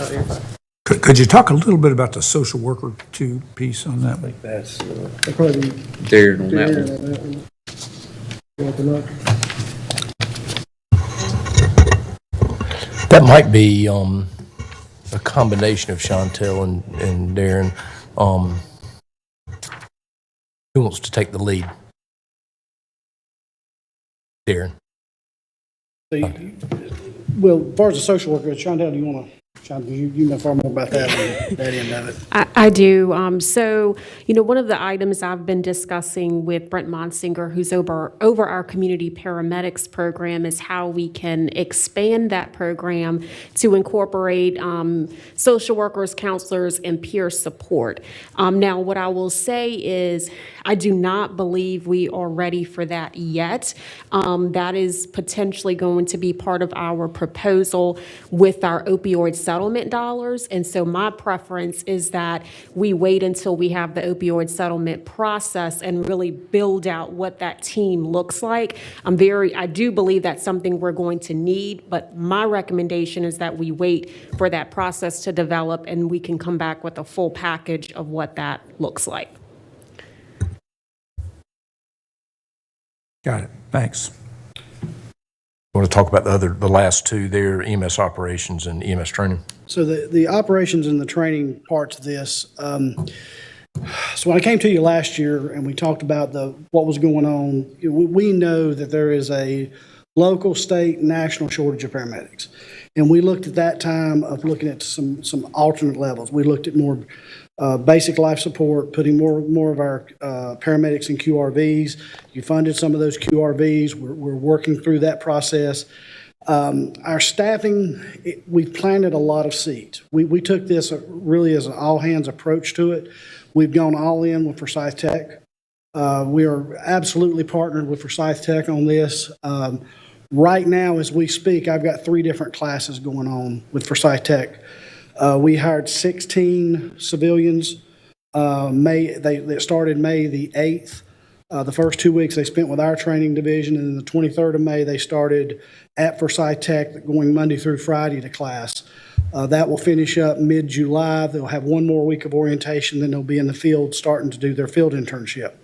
The way we've got this worked out, every Thursday and Friday, they're doing skills and on a truck. So they're getting that experience as they're going through class, which I actually visited them this morning before I came here, just to talk, see how things are going. I've been honestly amazed. We're halfway through this just about, and I still have all 16, which is incredible. We've expanded our recruitment efforts. We were not planning on doing a new employee orientation group this month with as much as training had going on, but we had the applications. Our applications have improved. We have at least 6 starting next Monday. That number could be as many as 10. HR is still working on the final things with a few of them. I think in that group there's 3 paramedics. And then we're already hiring for the group starting July the 20th. So our numbers are getting there. My key is hanging on to the people that I've got. Now, internally, we've had our second group of EMTs that we sent through Forsyth Tech to advanced EMT. That second group is finishing up probably in about the next 2 weeks. And then within about that same amount of time, we're starting the first group of our AEMTs going to paramedic. And basically the way we do that is there's 1 day a week that if they're scheduled to work, like the advanced EMT class is on Wednesdays. So every Wednesday they're in class all day long. They work their regular schedule other than that. The paramedic students will all be on Mondays. So we've shifted around some staffing, administrative covered. We've got some of our MIH is covering, our quality management coordinator. These people are on ambulances to offset this coverage. This is how bare we're running right now. And so this all goes hand in hand with that. Those 16 positions, most of those took up, we're working as positions of paramedics to get them in the door. So that's the personnel that you're seeing is offsetting that. We originally asked for 15 positions. We know that probably half of that, I think, is what the manager's recommended. We can get by with that. I mean, we're still going to allow us room. We, like everybody else, just as the sheriff mentioned, we're really hoping this Lockton study makes a difference because, you know, that's what we're fighting. These other counties, Wake County, Buncombe County, Johnston, everybody around us has had, you know, significant salary increases. I think us and Guilford, they're in the middle of a study also. So we're kind of in that same boat of kind of waiting and seeing. Along with that operations goes some ambulances. We requested two additional ambulances to the fleet. We currently have a fleet of 25 ambulances. The reality is, to be at the UHU, we need to be right now, we need to have about 20 of those on the road. We can't support that right now. But on a given day, I've got 10 to 12 of those out of service for whatever reason. So some of that may be sent off for remount, some of them due to mechanical failure, but it's an aging fleet. So we have to get those numbers up as well. We're really looking at if we can hold the line with our personnel that we have, by the end of August, 1st of September, we can see a significant improvement if everything will work. If we can get our fleet there, if we can get our personnel there, that's when all these people coming out of school should be trained enough to be out there and affecting staffing on a regular basis. With this commitment to these personnel has been a huge commitment in our training division. The only group that I've not asked to work on ambulances is my training officers because they are so, what they're doing with the interviews, the hiring, the orienting, and the training, I can't pull them off of that. We've got to keep them going. Right now, I have 4 training officers. There's 1 training vehicle. that's assigned to them. What we're doing right now with this class at Forsyth Tech, being we have 16 full-time employees up there, we're keeping one administrative person, a training officer, FTO, up there all the time just to handle whatever comes up. So that's our request, is to have that second vehicle. That way, it is a QRV. They run calls. It's stocked. This has truly been an all-hands approach to everything we're doing. You know, I'll certainly entertain any questions. yeah, I'll just add, you know, the amount of innovation that's had to take place is really been great to watch and see, and you know, the idea that the marketplace was never going to get us the labor we needed, so we just had to make it ourselves, and it was a real initiative around that. I think that has to happen in some areas, like maybe it's a part of the solution at the detention center. Of course, we're not directly, can't directly affect that, but I do think we're in a labor marketplace where if you don't have a trained worker, you're just going to have to work to figure out a way to create one. We've seen much better diversity numbers using this approach, because you've got the pool of folks that are in the industry wasn't all that diverse, and so this gave us an opportunity to affect that. But it's really interesting. The other thing that has happened through this whole thing that I thought would trail off a little bit is call volumes. Just, you know, and I don't know if that's a function of an aging population. I don't know if that's a function of population growth. It's hard to pin down. I mean, some of it's opioid epidemic certainly hadn't been a help to that, but our numbers would look a whole lot better. Unit hour utilization would look a whole lot better if call volume would normalize. But to my look at it, it crept up pre-pandemic. It dropped in the middle of the pandemic because nobody went anywhere, and then it came back at really high numbers, and they've stayed there. 4,500 calls a month, and so and that at that number, we know we're going to rely on the outside other counties, because we just don't have, you know, which is a problem. We've gotten a little complaints from some of those folks saying you're running our wheels off in Forsyth, and we've got our needs in Stokes. When Stokes County has to respond in Buena Vista, you got a problem. And so anyway, it's been, I appreciate everything everybody's doing. In the short term or in the long term, will one vehicle do the trick? For training, I mean, definitely in the short term. I mean, I have 4 training officers. It's common for 3 of them to be on duty at one time, but it's just the way we're set up. You know, there at times are other vehicles available, but it's not a guarantee. I mean, we're in that process of trying to trade out older fleet. The three vehicles that we added, we put to our supervisor vehicles, because they run every day 24/7. And then their vehicles we step down, and we're running those as QRVs.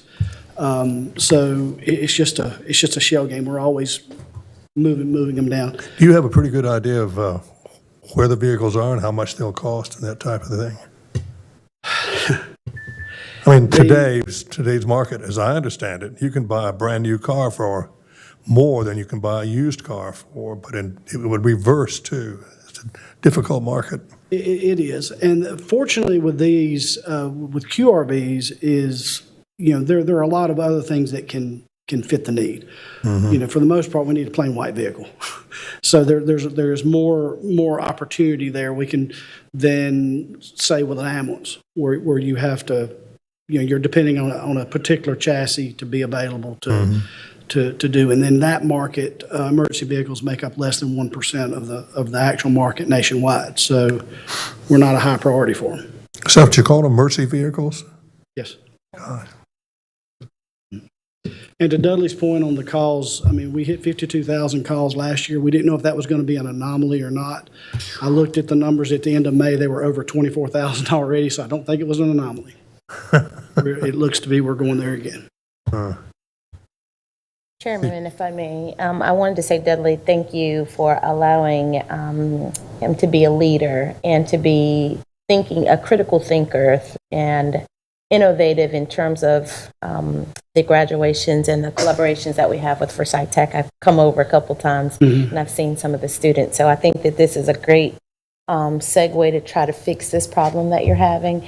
But I do have a question in regards to the 12 EMTs. Are they committed to the county once they've completed? And if so, what does that success look like? Are they with us for 6 months or a year? So- Or are there any other criteria? So we did work out an agreement that, with them that when we hired them, they will stay, the minimum is a year post the class. And, you know, we focused on hiring people from Winston-Salem as best we could. You know, there was applications from everywhere, but my whole thing was, if I get a lot of people from Winston-Salem, they're less apt to want to go to Stokes County or Surrey County or wherever to work. So I'm really trying to push for a homegrown bunch. If we're going to grow our own, let's grow our own, and let's get them from right here. Thank you for all you do. I appreciate you. You know, given the figures that you just laid out, if you had 2 vehicles and you say there are 52,000 trips a year, that's 1,000 trips a week. You could wear a car out right quick. Well, that's, when I say 52,000, that's the call for the whole system. Between all of our units, but you might as well say that right now that's about 10 trucks running that a day. So you can divide that number by 10 and that'd be pretty close. I just want to congratulate you too. Done a good job in the last year. All right.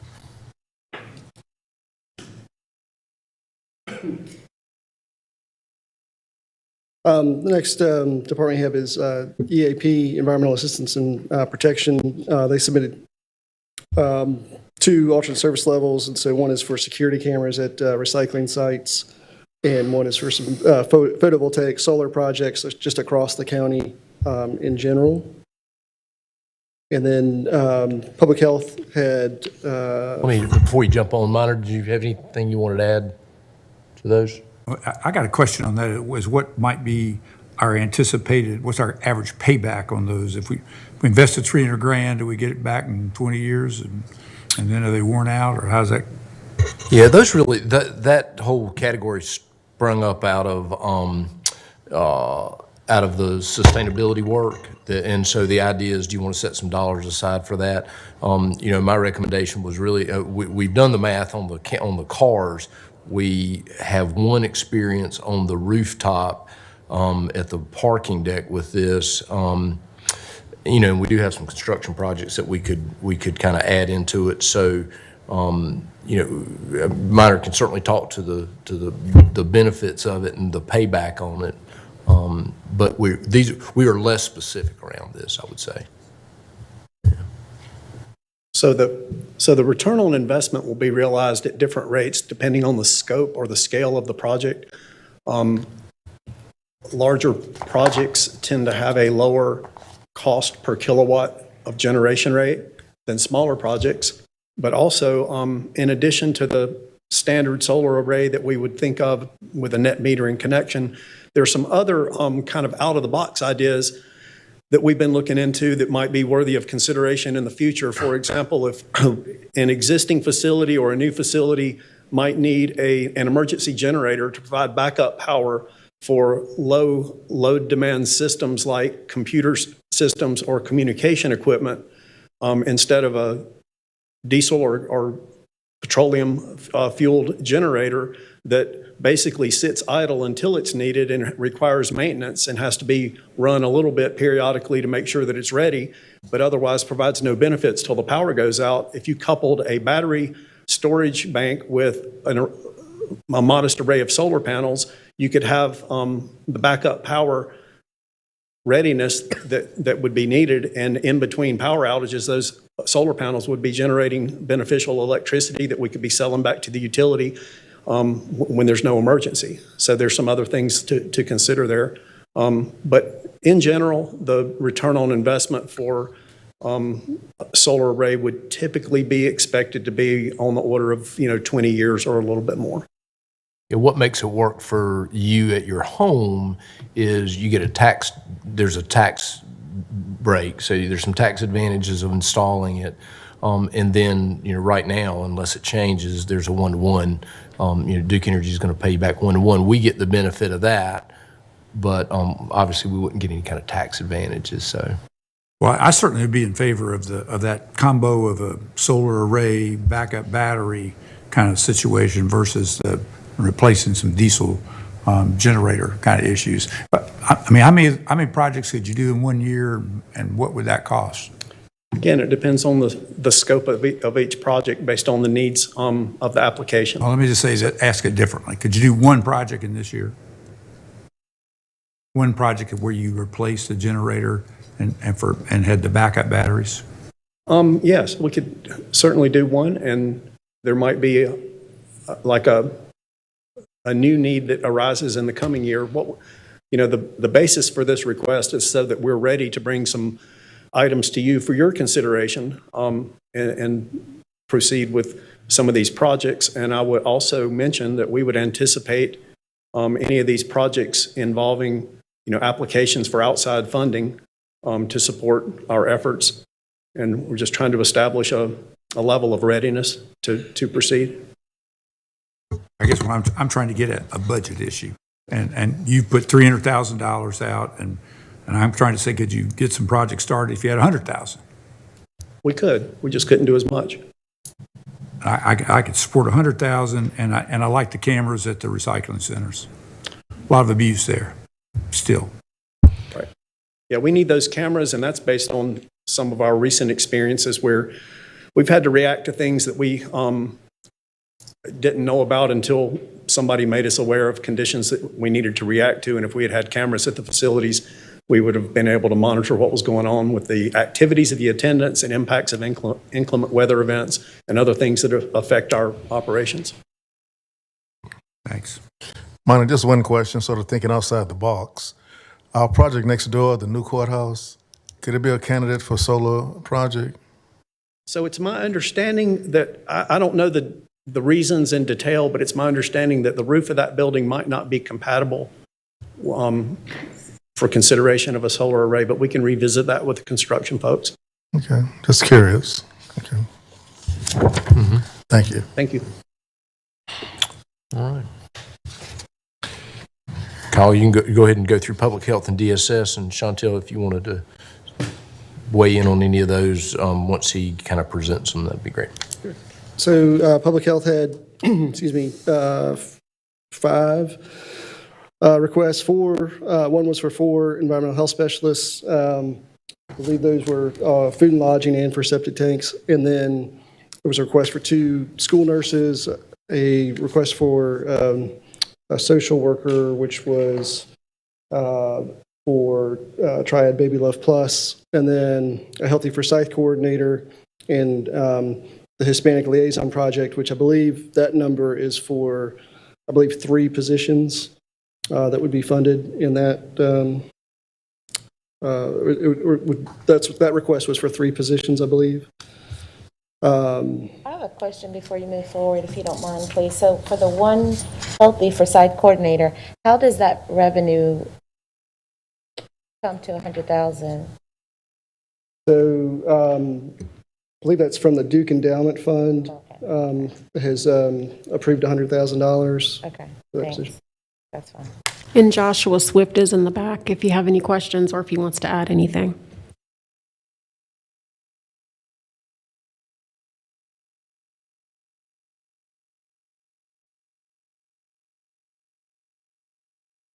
Good morning.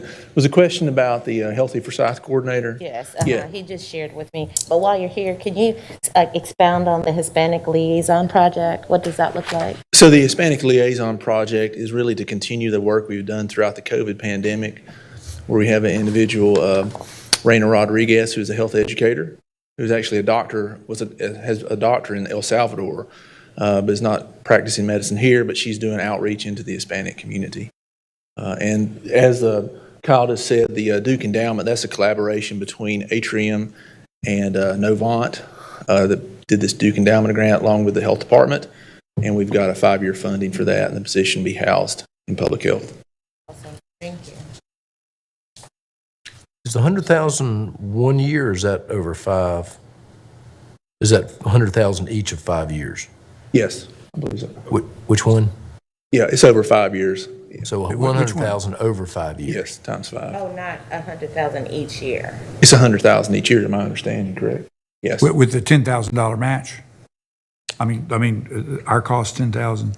I was looking, we are talking about, The Healthy Forsyth Coordinator, yeah, so our net cost, net county dollars, $10,269. okay. Each year? 1 year. Each year. And just a little bit more background about that position. This is something, back when I started in public health 17 years ago, every county had what was called a Healthy Carolinians Coordinator. Each county got that funding, and you focused on health, nutrition, prostate cancer is what I focused on for African American men in Iredell County, example. But what happened is Novant and Atrium came to us, and the Duke Endowment, looking at what was done in another neighboring county, Rowan, which is much smaller, and we decided the best thing that we could do is, when we did this application, focus on 27101, 105, and 107. So focusing on those 3 zip codes like they're their own distinct area, like that's its own county, like within Forsyth County. So really, that's the purpose of the grant, and to have not a director, a coordinator, sort of a healthy Forsyth coordinator in those focused on those areas. And what subject matter is that coordinator working on? They're going to be focused on health, nutrition, just a healthy lifestyle, disease risk reduction. Okay, thanks. That's just one question, sir. There we go. Can you hear me now? Yes, sir. Testing. Okay. No, I went on a little educational ride with one of your environmental health specialists. Yes. He calls himself the mosquito man. Ryan. Now, in that garage over there where he houses his equipment, it's in pretty poor shape. Do we have any allocations to improve that facility at this point? We are working to use COVID dollars to try to, because we are going to hold some excess supplies that we've had for during the COVID pandemic, tables and chairs and other things like that, to try to repair that roof. We're working, Charles Cahill, a supervisor who oversees that program. They're working to get the Vector program, but they're working to get that money to improve that. That's something they've been looking on for years, but it's in dire need of renovation or replacement. Did you want to introduce the fellow to your right? Sure. This Adam Pendleberry in our physical office. So we stole him from Kyle. Well, if you, on your Hispanic liaison project, that's, as I recall, that's 2 people. Could you, if you had 1, would you be good? Well, I mean, we prefer to have, actually it's 3, as that position calls for 3, to work with Raina Rodriguez. Yeah, we would prefer just to continue what we've been doing, to have that. 2, it may be at the least, but at least we're hopeful to get the 3 just to continue that outreach. Right, and do you know the population, the Hispanic population in those area codes? Well, now that is different from, there's 2 different things. The Healthy Forsyth Coordinator is those 3 The areas. Hispanic, for the 3 positions, the Hispanic project, Yes. the population, do you have the population for those zip codes, the Hispanic population? No, I do not in front of me, but the liaison project is focused countywide. Oh, okay. And the Healthy Forsyth Coordinator is just those 3 zip codes. So does anyone know what the Hispanic population count is in Forsyth County? It's like 40 somewhat. I'd have I'm to. asking because I think that 3 supports the population fairly. Yeah, it's, we can get that information. I just, with a quick, if I had my phone with me, I could get it probably in 30 seconds, but. Just saying, thank you.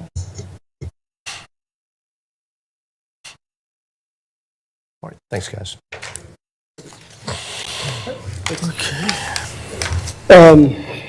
And so Department of Social Services had 3 requests, 3 alternate service level requests. There's a full-time fiscal technician, a full-time division director for Medicaid, and then additional funding for in-home aid services to address a backlog on the waiting list. Try and answer questions you have there, or Chantel, or maybe. Yeah.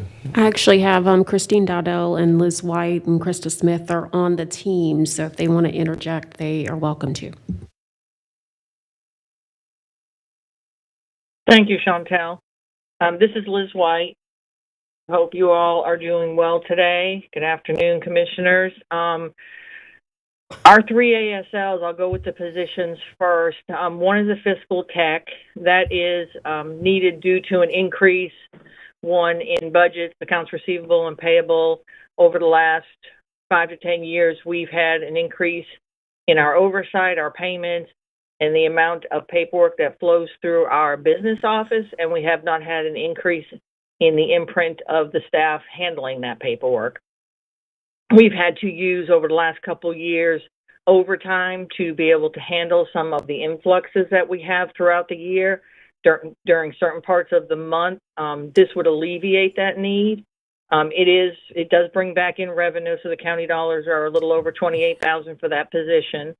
The other one is a division director for Medicaid. Right now, currently in economic services, it has Medicaid, adult and family and children, food and nutrition, the energy programs, daycare, the non-emergency Medicaid transportation, our customer care center, the call center, all in one division. It's 244 staff managed by one division director. And with the complexity of the programs that have to be administered in that area, we felt, and the risk of high-level paybacks within Medicaid, were to split that division and pull the adult Medicaid, family and children's Medicaid, as well as the non-emergency Medicaid transportation. That's about 113 of those staff. It is the highest risk for us to pay back, but it also has the highest revenue reimbursement at 75% for staff time for fringe overhead and all of that. So that was the reasoning and the request behind the division director at making a Medicaid division. The additional for in-home services, our waiting list for the aging population in our community has quadrupled over the last several years. We've gone from 103 on our waiting list up to currently, when we were working on the budget, there was 291 adults waiting for services. We did make an additional request through PTRC for the HCCBG grant, and they did give us a little over $38,000, about 10% of what we need to be able to serve an additional 100 people off this waiting list. So the addition that HCCBG gave us was about 10 people, which is still going to leave over 380 people on our waiting list. This $392,000 will allow us to pull 100 individuals off this list and be able to manage that with our in-services social workers in the adult division at the level of staff that we currently have. So there would not be an increase in imprint as far as staffing levels needed to serve that. These funds would go directly out into the community to serve the adults in the community so they can stay in their homes. So I will take any questions if there are some from the commissioners. Do you know how much money you spend on overtime?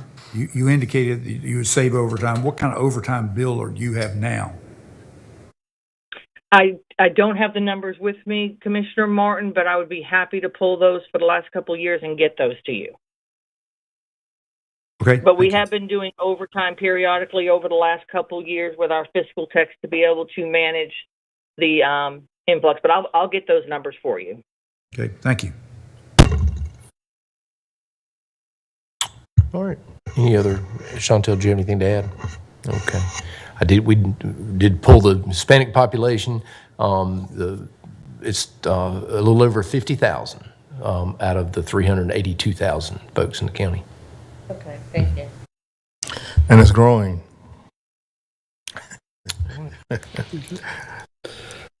For aging services, we have increase from Shepherd Center, requested a $25,000 increase to funding level of $80,000. In senior services, an increase of $25,000 to $395,000. So currently, the recommended budget has senior services at $370,000 and Shepherd Center at $55,000. And that Shepherd Center is broken up between Winston-Salem, Shepherd Center of Winston-Salem, and Shepherd Center of Kernersville. Youth services, there is a request or an idea to increase the cash match for JCPC to 30%. Are there any other counties that provide local dollars in addition to the JCPC? I believe so. Yes, the answer to that is yes. I don't have a list of those counties. I can probably get that by the end of the day. I know a lot of the larger counties have not contributed. A lot of the smaller ones have. But that has been an ask by the council for a while so that we can increase programming to reduce youth violence. Is it possible that some of the opioid dollars could go into some of the programs where it relates to youth and opioid problems? Or, I guess, crime and opioid, we're talking about folks involved in the juvenile court system. There are strict criteria for the opioid settlement dollars, so it would depend on what the program is addressing. So that's a maybe. One if I difference. could- I'm sorry, go ahead. Yeah, if I could bounce back on that, because we got lots of dollars kind of floating out here, and the dollars with Cure Violence, is this going to be a partnership with JCPC? I haven't heard much about the Cure Violence since we've approved it. So in terms of Cure Violence right now, the RFP for the evaluation component actually went out yesterday. The RFP for the community-based will hopefully go out by next week at the latest. So we're in the RFP process. Some JCPC members are a part of the steering committee for Cure Violence, but it is not a JCPC program. JCPC funds are really state funds. These are through our, the ARPA dollars. So JCPC is involved to a certain extent, but it will be managed by the Public Health Department because it is a public health model, and that is what, that was the only way the city would really partner on it, was that it was housed under the Health Department. And that's fine. So since the RFP has been sent out, any of the the advertisement about that, has that been shared? So the evaluation literally just went out yesterday, so the city-county purchasing is handling that. Once the community-based programming RFP gets issued, we have a massive distribution list, especially from all the grassroots organizations, all the other the faith-based organizations, all of those individuals we had as part of the stakeholders meetings. City County Purchasing will be sending it out to them. They will send it out to the council as well. So it will be advertised that way. Thank you. Yeah, I was just going to interject that in smaller counties really don't have the breadth and the depth of nonprofits doing work in the communities the same way that larger counties do. And so I think the thought in some of the larger counties is that requiring the nonprofit to generate the local match, it's a strength of the nonprofit. You've got a nonprofit that already exists, it's going to take on one of these, and so it's got the capacity to do that, where in smaller communities, that capacity just doesn't exist. So that's a difference, whether or not, that's no reason to do this or not, but there's sort of the reality, I think. Yeah, and the only other thing I would add that I have reminded the council is that, while the county has not provided this specific cash match for JCPC, the county has provided lots of dollars to address gun gang violence and youth violence and lots of other things through other mechanisms. It just has not been categorized under JCPC in that way, so. Okay. The next one is for NC Cooperative Extension, and the screen shows a full-time office assistant for $37,476. The request is actually for a part-time office assistant. That's on the handout.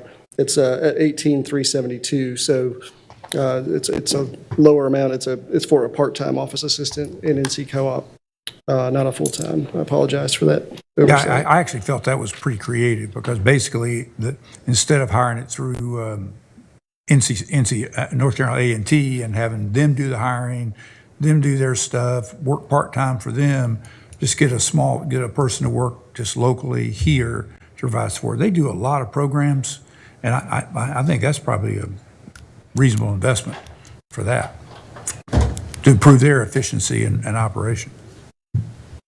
Excuse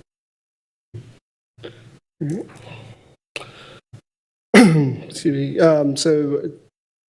On the next page, so we've got the library with 3 alternate service level requests. You heard from a couple of speakers yesterday about these requests. So one is for 2 full-time event planners, one is for 2 full-time fiscal techs, and one was for 4 full-time library assistants.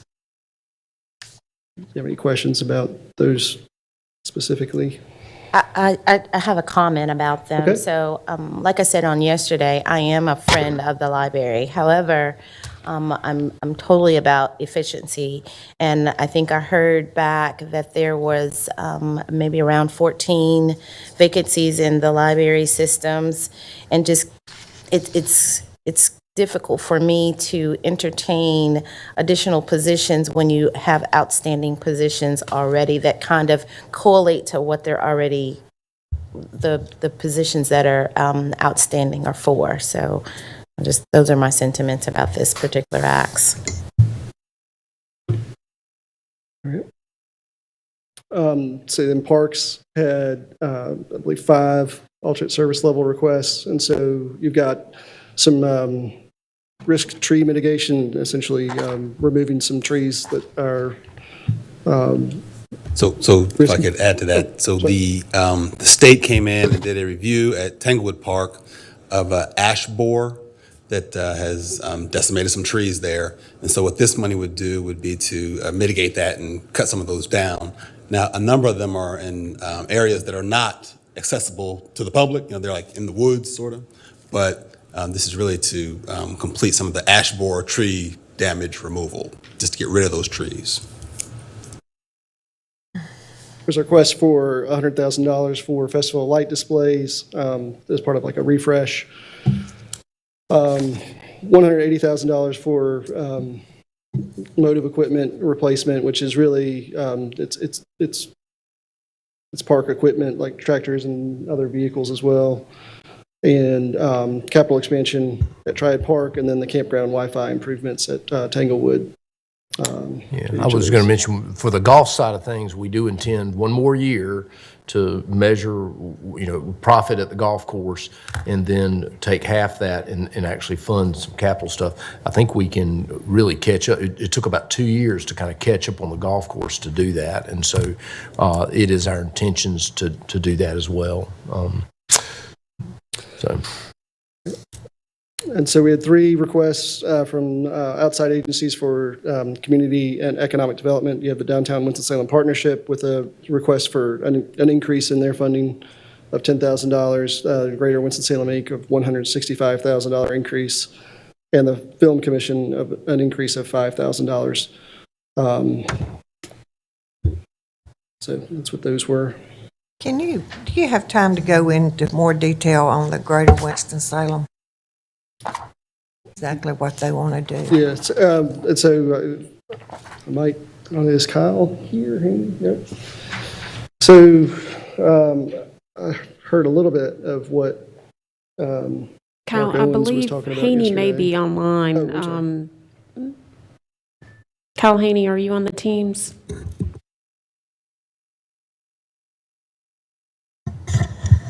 Chantel, I do not see him online.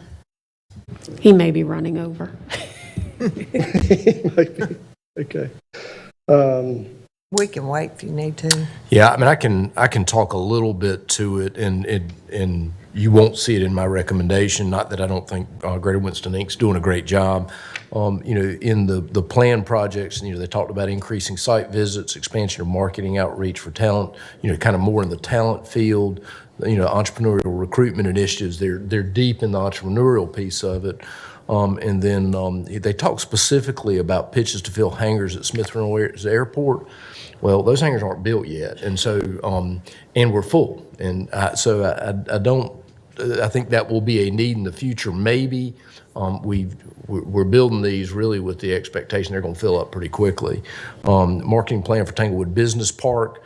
They are our primary marketing arm, and that is a very unique site here, so it's, you know, it's sort of that part of that. And then development plans for new industrial land, which are part of your legislative initiative around that, and then perhaps even in the PAYGO world. So I think there's some work. It's a little bit early.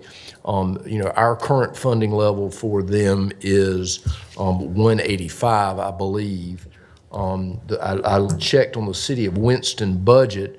You know, there's history here because the City of Winston never really funded the chamber. They had a chamber membership, but never really funded. But they did fund WSBI at our same level. We had parity on the WSBI funding.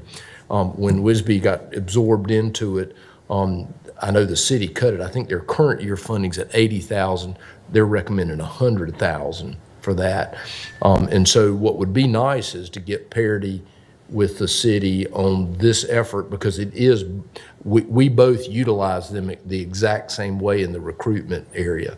Now, city's done more on some of the entrepreneurial efforts, and of course, you know, so there's a little bit of give and take there, but as it sits right now, if the city budget gets funded and the board takes the manager's recommendation, we'd be at 185, City of Winston would be at 100.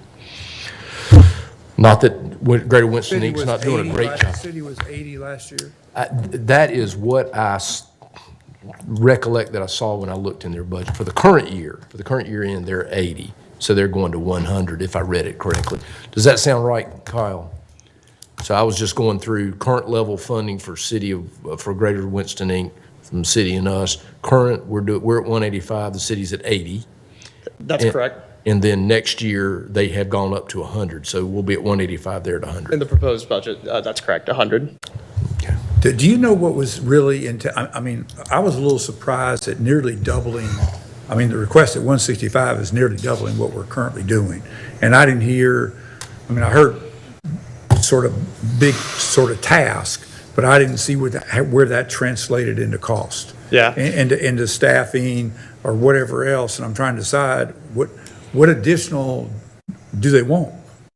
So I had a conversation with Mark Owens yesterday, and, you know, from his explanation, they're seeing a large number of increases in RFIs and projects they're working on. You know, from when they first took over, it was, I think, in the tens, and now they have 70 some active projects. And it has left them in a position where they aren't able to do some of the more aggressive work. They're responding more than being proactive. And so, you know, from my conversation with him, it was really to provide some more capacity, probably additional personnel to be able to do some of that more proactive work. And then the things that I think he listed were around marketing materials for Tanglewood Business Park, Smith Reynolds, and there may have been one other, and some entrepreneurial work. Well, it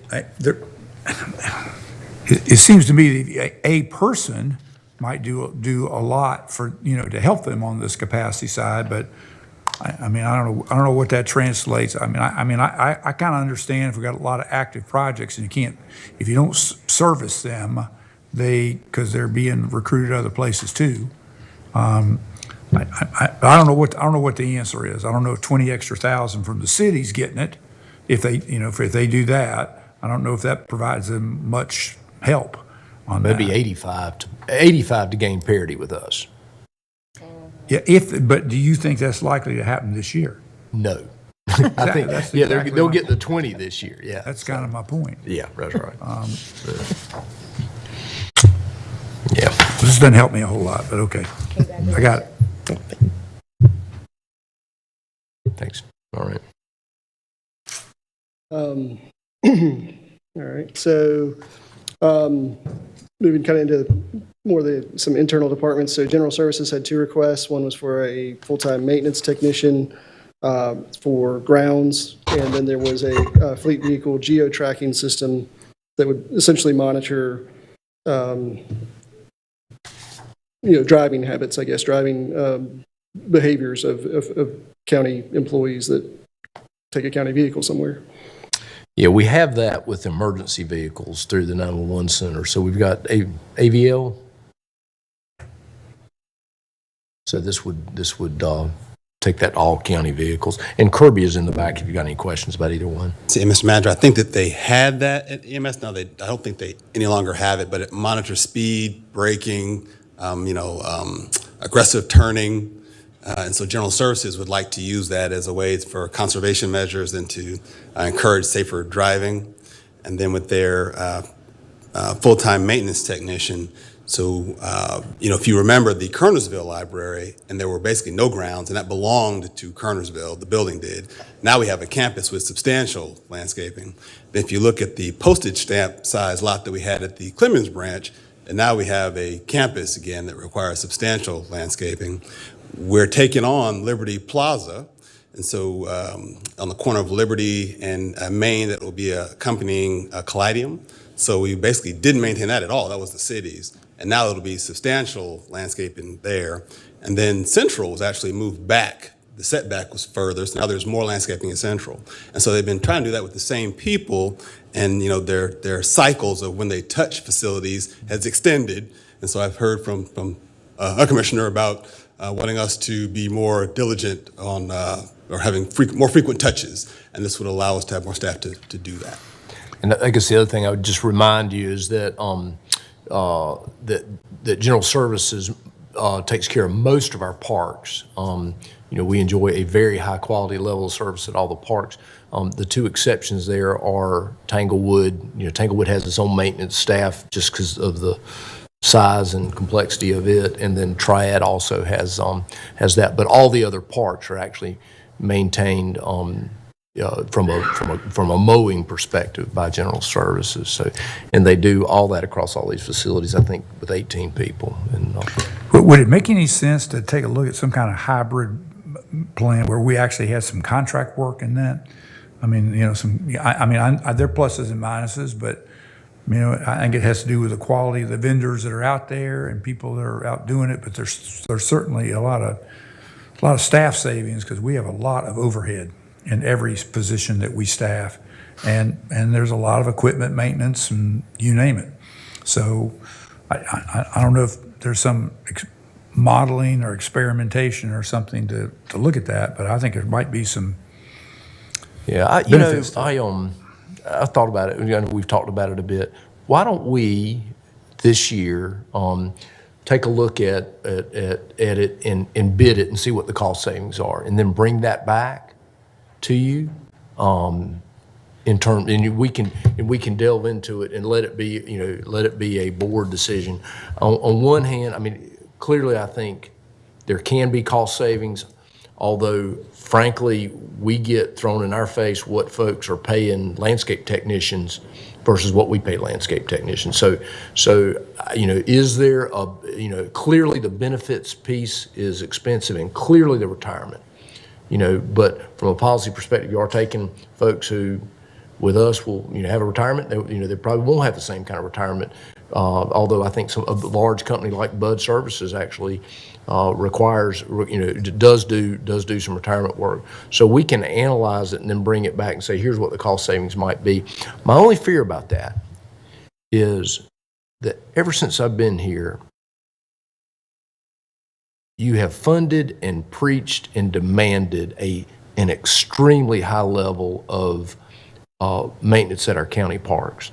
And I think every one of you would agree that I have never been to one where the grass wasn't mowed, where the bathroom wasn't clean.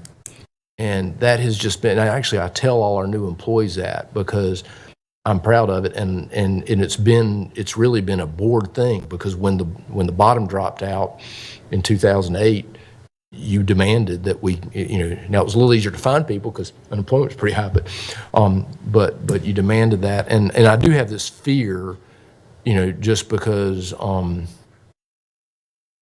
that losing the control of that from a day-to-day perspective is it's more about control than it is about anything else. Because once you hire it out, you've got somebody who you've got contractual authority over them, and we experience this, and Kirby could probably write this thesis on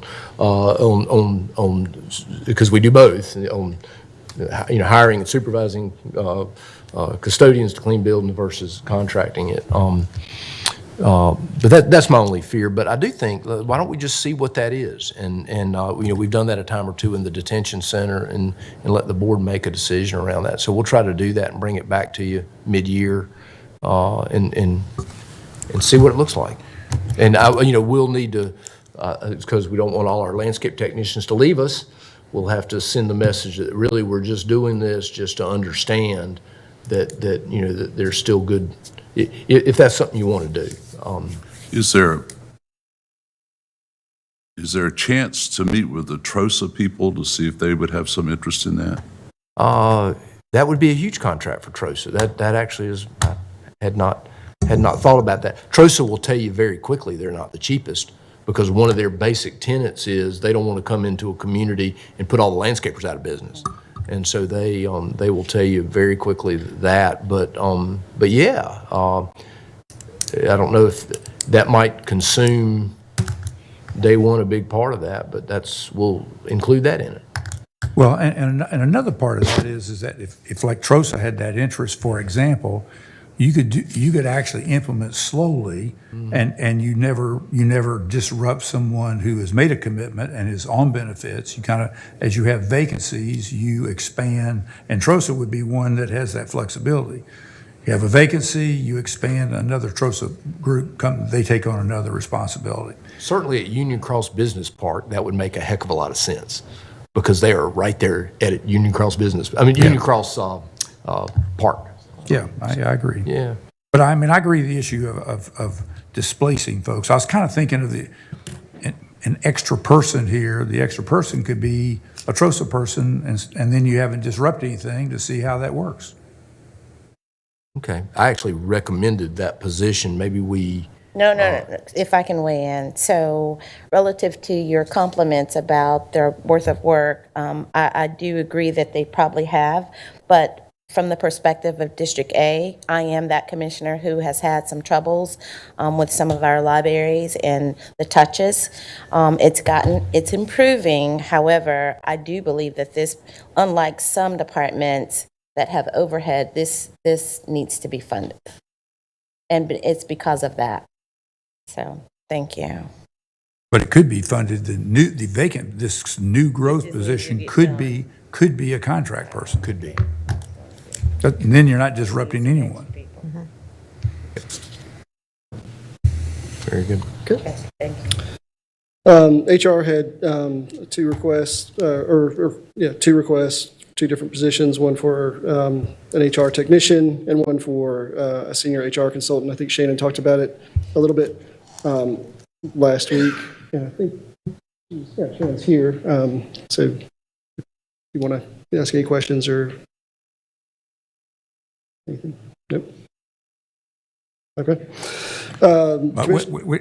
Wait a second. You were just going over the electric vehicle piece and all that? I was getting ready to get there. That was next. That's my next one. Yep. Sorry. That's all right. So the Commissioner's Office, we've got three requests there. So one is the electric vehicle infrastructure and vehicles. One is marketing department. One is the county connections. I can tell you the electric vehicle infrastructure and vehicles, we actually had two requests. One was in EAP. They had submitted a request, and then General Services had submitted a request for that as well. And so in talking with Dudley wanted to merge them and bring them into the manager's office as one of his ideas. And so that's why it's here. The marketing department is a couple of additional positions, and then the county connections is our video series with Jim Longworth.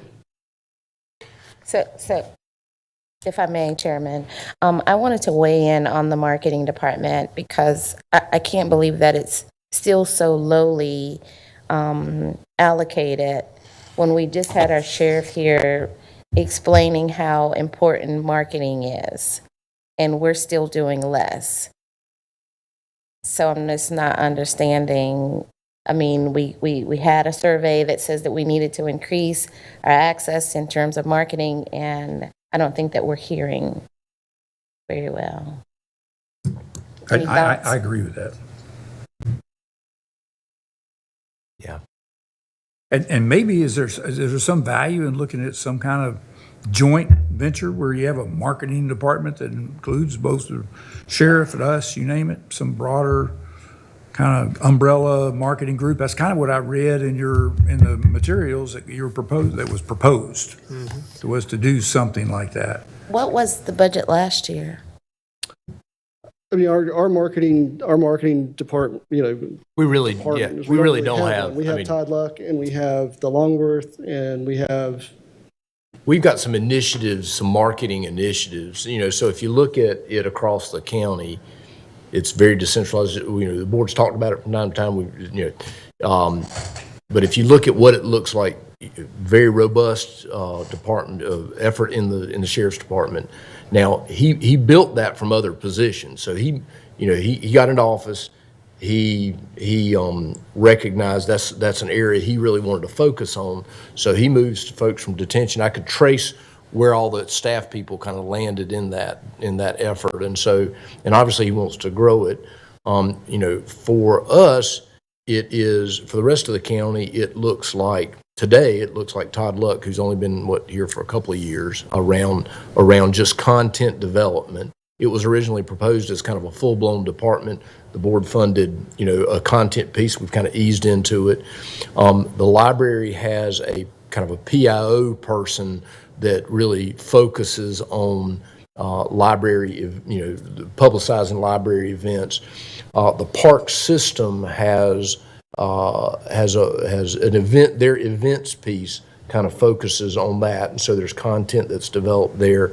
Public health has public health educators, so there's kind of a piece in public health that is, and she's going to tell me it's not like that, but it's the information getting out there. Public health does not have any marketing people. We actually right now are contracting with Ed McNeil to help us with graphics, radio, TV as we speak. We do not have a marketing media There person. lies the problem, because people don't understand that Ed McNeil is with the city of Winston-Salem and not the county. So Ed McNeil is no longer with the city. We're contracting with him directly. Oh, okay, fair enough. Yeah, but there's Nevertheless- little bits and pieces of it kind of all through the department. Now, we do have our early on, this goes back, but the early on, really only piece we ever had of public information that was sort of modern was, the web, all of that was housed in web development in MIS. And so you had a web developer. We've got a graphic artist there who helps with content, not just graphics, but all of web content. And then there's one other person who kind of builds some content there. But that's sort of so it's very decentralized. And what this alternate service level would do is it would not merge the sheriff's piece.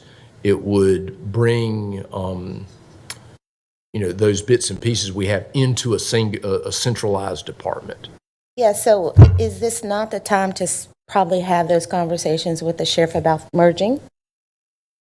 He will not want to do that. No. Well, how do you know? Did we even ask? Yeah, and we've talked. But I mean, I'll ask him. Yeah, we can certainly go. But of course, Yeah. I mean, we're funding the sheriff's department, so. Yeah, I think mean, you those are could go grab that, conservative centralize it, and still serve him. But those folks will be transferred out of the sheriff's department. But of course, I mean, we all working together. All right, thank you. And the single biggest unhappiness in the community survey we did was getting information. I mean, the guy that highlighted it, the consultant did the survey. I mean, the biggest thing he highlighted was the fact where people indicated where they get their information. And they don't get it from us. They literally, word of mouth was ahead of getting information from us. I mean, if there was anything glaring, it was that we do not communicate well. I was at a dinner last night, and the city was considering, on their agenda, as a city employee, they're considering on their agenda the carbon tax issue. I was kind of talking about that's kind of a federal issue, but the issue of, I mentioned we've been doing a lot of work in sustainability. I talked about Miner's report. to us where he talked about, we've kind of been able to sort of pinpoint what our carbon footprint is, our vehicles, so forth. We have a proposal, we're looking at, already got a solar project, we're looking at some other projects, we're looking at electric vehicles. We got a sustainability expert additionally. I said, and the city person said, well, gosh, I didn't know you all had that. I didn't know you had that. Well, I said, I know why you don't know, because it's not publicized what we do unless you have an occasion to get on. I think Todd Luck does a good job. He works hard. He's a great writer, and I think our website's got a lot of great information, but if you just don't have an occasion to be there, you don't get a lot of stuff. It doesn't jump out at you to get it. And I just think that survey was pretty eye-opening on that, and I think we need to do more. That reminds me of another tobacco advertisement, and I haven't heard for 35 years, but I still remember it. And all you got to do is say it several times and people don't forget it. Winston tastes good, like a cigarette should. Before you go forward, how about, I may have went to sleep for there just a minute, about the electric vehicle infrastructure. What are we going to get for it? Yeah, so that, Did you go over that? Maybe I went to sleep. I'm not sure, because I sure was sleepy this morning. we mentioned it and then started talking about marketing, but that's actually it's in my recommendation to be funded through PAYGO, and with the idea that would save We're some going to cost. talk about it again later? Yes, we can. Okay. In that context. That'll be all right. Yeah. Okay. Make sure I'm awake, because maybe I missed this, or maybe you didn't want to talk about it right now. You know how he is about electric vehicles. I just He tries to hide it. I like marketing and electric vehicles, so this is good. I just want to get educated on it more. I don't know enough about electric vehicles. Okay. And Mr. Chairman, just a comment about our marketing strategy going forward. You can ask 10 people in Winston-Salem, what's the difference between county government and city government? Amen. And they would be puzzled, because it's just a problem. They don't have the delineation clear in their minds. I had somebody ask me that yesterday, and they said, what do you guys do? I said, well, the two things you can keep in your mind. And the lady said, well, what would that be? I said, toilets and water. She understood that. And so if we're designating funds for a marketing department, let's make it a real marketing department, is what I'm suggesting. And not a piecemeal application of just the visual minus the, print, but the whole apparatus that goes into marketing, because there's a need.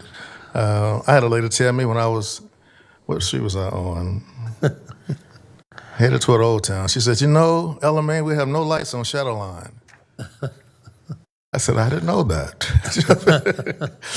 You gonna put some lights on Shadow Line? I said, well, I can't guarantee you that, but that's the confusion out there, that the county government does something that, and the city does something else, and there's no clarity of the difference. So I'm gonna promote that we do more in that context.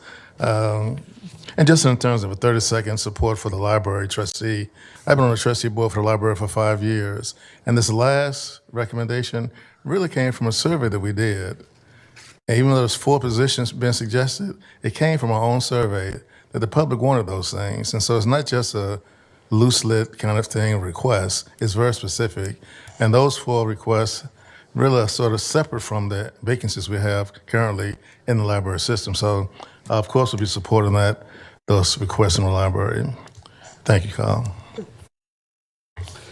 And then tax has asked for 3 full-time tax assistants and 2 separate alternate service level requests, but it's 3 full-time positions. And John's here.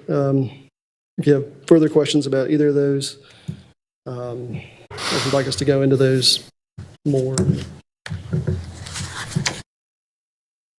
Okay. All right. Go ahead and pull back up. Before we dive into the special approach, Oh, Lord. yeah, let me run through, since we sort of Could I ask a late question? I apologize for the tax for John. John, with these new assistants, do they get training for their positions as well? Yes, Commissioner, they would. And I can actually update that a little bit. Just this morning, I found out that with the city of Winston-Salem, we would not be needing one of those three. The project we were going to potentially embark upon, we're not needing to in the upcoming year. So I'm really asking for two. Oh, awesome. Okay. Very good. Thanks, John. And you're recommending one?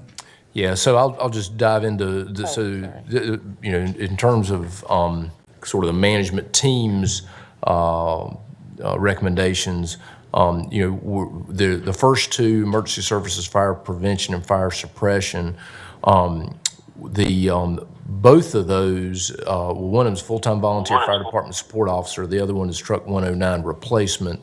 Both of those we would fund out of the overlay district funds to the extent funds are available. The first one I mentioned, I've got some specific things that I think if we're going to really make volunteerism effective, that I would want there to be agreement. We're going to go in certain directions on that and actually be able to move the needle. And so there's sort of contingent funding on those first two. So if y'all approve this, I would come back to the board with that, and it probably would not show in the budget ordinance because there's no net county cost. And so that would be something that it would almost be a board-directed initiative to come back to you on. And I think, Kyle, that's how I'd want to show that on that. The third one, emergency services, EMS operations, I am recommending half of those positions and to start in January. We've got some vacancies we've got to fill. We've still got work to do there. Darren kind of alluded to that, and I'm recommending that we take $403,000 of that out of PAYGO to fund the ambulance. I think the dollars will be there to do that, and that keeps an operational cost. So my goal here is to try to keep the continuation dollars pretty sustainable. Emergency services, mobile integrated health, the social worker, really pushing that off through the process so that can be fully discussed, but recognizing that was requested, number one, and that may very well be a good solution, but we do need to get through the opioid settlement funding process to do that. Public health full-time Healthy Forsyth coordinator, that obviously has some revenue coming with that, so I'm recommending that. And then I am recommending the public health educator, the physical tech at DSS, and the division director for Medicaid. Chantel, do you want to talk to those four, maybe? Sure. So for the Healthy Forsyth coordinator, because we do have a grant of $100,000 and it's only $10,000 to shore that up, I am recommending that. The Hispanic Liaison Project, I do think is very important for us to continue to remain engaged in the Hispanic community. I am recommending one. We do have, Dr. Reyna Rodriguez, who's currently assisting us with that. So this additional position would at least team them in pairs, which is important for us. And so I think, starting with one, certainly we'll take more, but starting with one would allow us to continue the momentum that we have.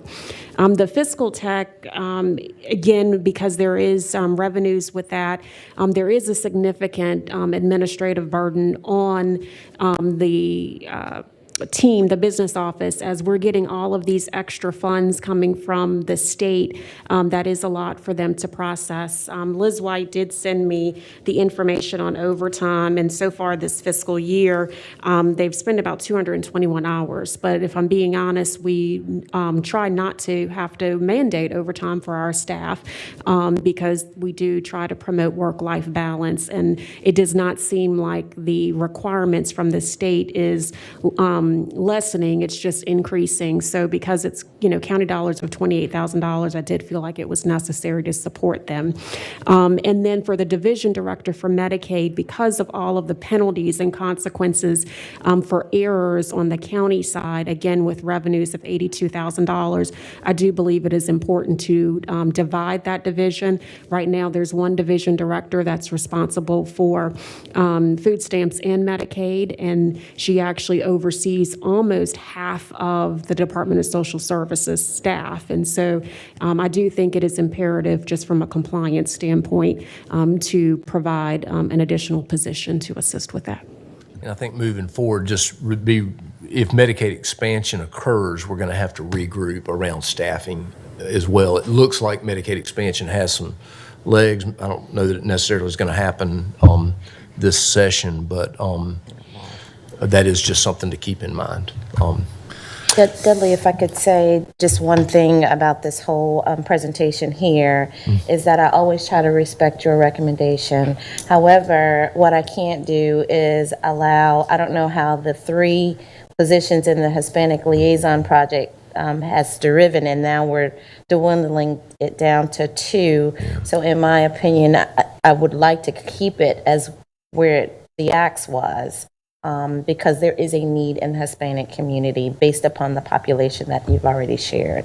So thank you. Yeah, certainly. And I was going to say it at the end, but please don't take me not recommending anything to suggest that I don't believe it's important. I don't think it's a worthy thing to do. I don't even, No, I wasn't saying that, but just knowing that there are many in our marginalized community, we're not taking away. We need to be giving to try to support those individuals. So thank you. Yeah, this is the point where it's your budget, and it's going to be perfect when y'all get through with it. So it is imperfect right now.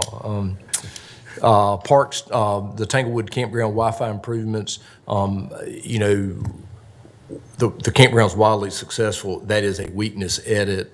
Certainly that'll improve it. My recommendation is take some PAYGO dollars to do that. And I do believe, again, those PAYGO dollars will be there. General services, I am recommending the general services maintenance tech position. I am absolutely fine taking that and looking and examining whether the contractual approach would work. And I think the TROS idea is a great idea. I wish I'd have thought of it. HR, I am recommending the full-time human resources consultant based on the work, just the staffing, the workload that's going on there, and I do think it's going to continue. And we've not really added any staff. We've moved some staff around HR since I've been here, but I don't know that we've added any positions that didn't come from somewhere else. The electric vehicle infrastructure project, Commissioner Linville, I am recommending $485,320 to do that with PAYGO if it gets funded. That obviously will come back to you because the board's going to need to approve it. It's 2-part. It's the charging infrastructure, which I think at some point in time, we just know that's going to have to be done. The world of electric vehicles is coming at us. Approaching it from a PAYGO perspective will be helpful. We are applying for every grant we can find around that. And then pulling the vehicles in, I think the ones recommended were Chevy Bolts. They were about $32,000, I think, off state contract. I think a fleet of those, because what will match up through our fleet commander system is the utilization of those vehicles that really maximize that. You want to put a lot of miles on those because you want to go as far into the charge as you can. And for positions like appraisers, for some DSS out, workers that are out in the field, child protective services, there's some certain kind of uses that I think match that up pretty well. It's a trial project. The cool part about it is if you fund it with PAYGO dollars, you see that direct fuel cost savings that next year, and you see it entirely in savings. So, But do you think you can get them?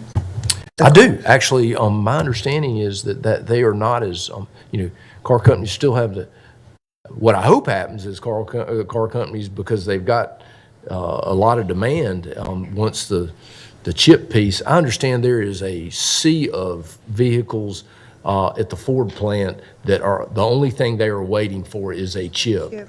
And when that happens, I would think that the market's going to get, the market. Hopefully, the market gets flooded a little bit. So. Well, how many vehicles would you get at one time? 8, I think that's 8. And the ones you're talking about, they're total electric? Yes. Well, I think I know the answer to it, but tell me how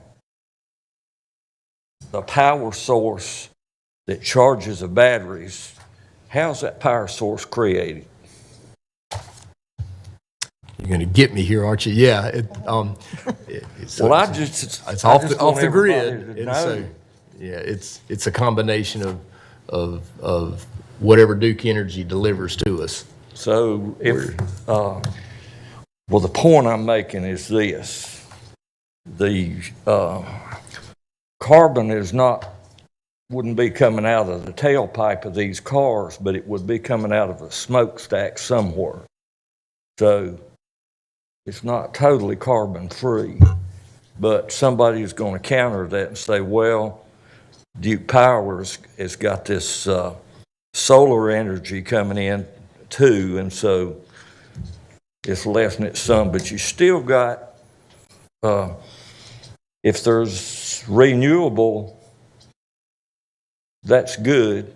There is some renewable and more coming along, but unless you can go over to Surrey County, that near Rockford, where they put this big solar system in. If you can get that, the power source there directed directly to here to where we can use it, then I will say that there's no carbon footprint, but you're still gonna have a little bit. It's gonna be coming out of smokestack somewhere, probably at Blues Creek. So. Could Minor not calculate that? I mean, doesn't he know the calculation on? We have, he can tell you. Somebody ought to know the answer to that. Yeah, he can actually tell you exactly how many pounds of in NOx and all that stuff that you have. Let me. So he can calculate the air quality savings, and he can tell you what the Duke Energy piece is. He took off. Let me get him back when we crank up back after lunch, and we'll The get him. manager's probably going to counter me on this, but that's okay. There's Minor. The question was just asked what the air quality benefits of this vehicle, electric vehicle initiative is. And then also the question really was, what's Duke Energy's portfolio of renewable? Off the top of your head. So the air quality benefits are really great because, first of all, with Duke Energy's fleet of generating units, less than half, maybe less than 40% or 30%, I think it's less than 30% of the total electricity being generated is from burning coal. The other sources include nuclear is probably about half, and there are a lot of natural gas units online that have replaced, in the last 10 years, have been replacing retiring coal units. And because those facilities that are burning fossil fuels to generate electricity are subject to some really robust pollution control requirements that were adopted in the Clean Smokestacks Act in North Carolina back in the early 2000s. That act resulted in an 84 and 85% reduction in emissions of nitrogen oxides and sulfur dioxide from the coal burning facilities. But because of the tight controls on the emissions from the power plants, it's a lot cleaner or generates a lot less air pollution to charge an electric vehicle for transportation with electricity from the grid than it would be to burn the fuel in the car and have the tailpipe emissions. The collective tailpipe emissions of hundreds of thousands of cars are a lot higher in pollution than the same number of vehicles that would be charged from the grid for the reasons that I just tried to describe. That answer the question? You mentioned natural gas. Is natural gas a fossil fuel? And if it is not fossil fuel, what is it? It is a fossil fuel, and natural gas is encountered almost every time they drill for oil, and it's in the same rock formations, and a lot of times it will be above the strata where the liquid fuel is located. And you know, in the world that I work in and the information that I try to follow, there are a lot of issues with leaking of natural gas into the atmosphere, and it's a really potent pollutant once it gets in the air. But it is a fossil fuel, and a lot of people consider it to be a temporary transition fuel from petroleum to renewables when you look at electricity generation, or for the purpose of electricity generation. But I assume that the gas-fired electric plants versus the coal-fired, that the gas-fired are a lot less polluting. Yes, they emit less pollution at the source where it's being combusted. There's a lot of study underway of the upstream pollution associated with the extraction and delivery of the gas to the plant because there are problems with leakage. And as you probably are very well aware, the current extraction methods are in some ways considered to be somewhat controversial because of the potential impacts they could have on groundwater and other environmental impacts. But I think it all comes down fundamentally, if I may, to how many carbon bonds need to be broken to release the energy from a fossil fuel. And with methane being, CH3, you're not having to break the carbon bonds that you would break in a long chain liquid fuel to release the energy from that fuel. Mr. Martin, just let me make one more comment about the fuel, and I'll leave y'all alone until this afternoon. I'll come up with something else. As far as natural gas, I don't know whether anybody, I'm sure Minor remembers him, Boone Pickens from Texas, oil man. I don't know where he's still living or not, but anyway, he said some years ago he was trying to promote natural gas.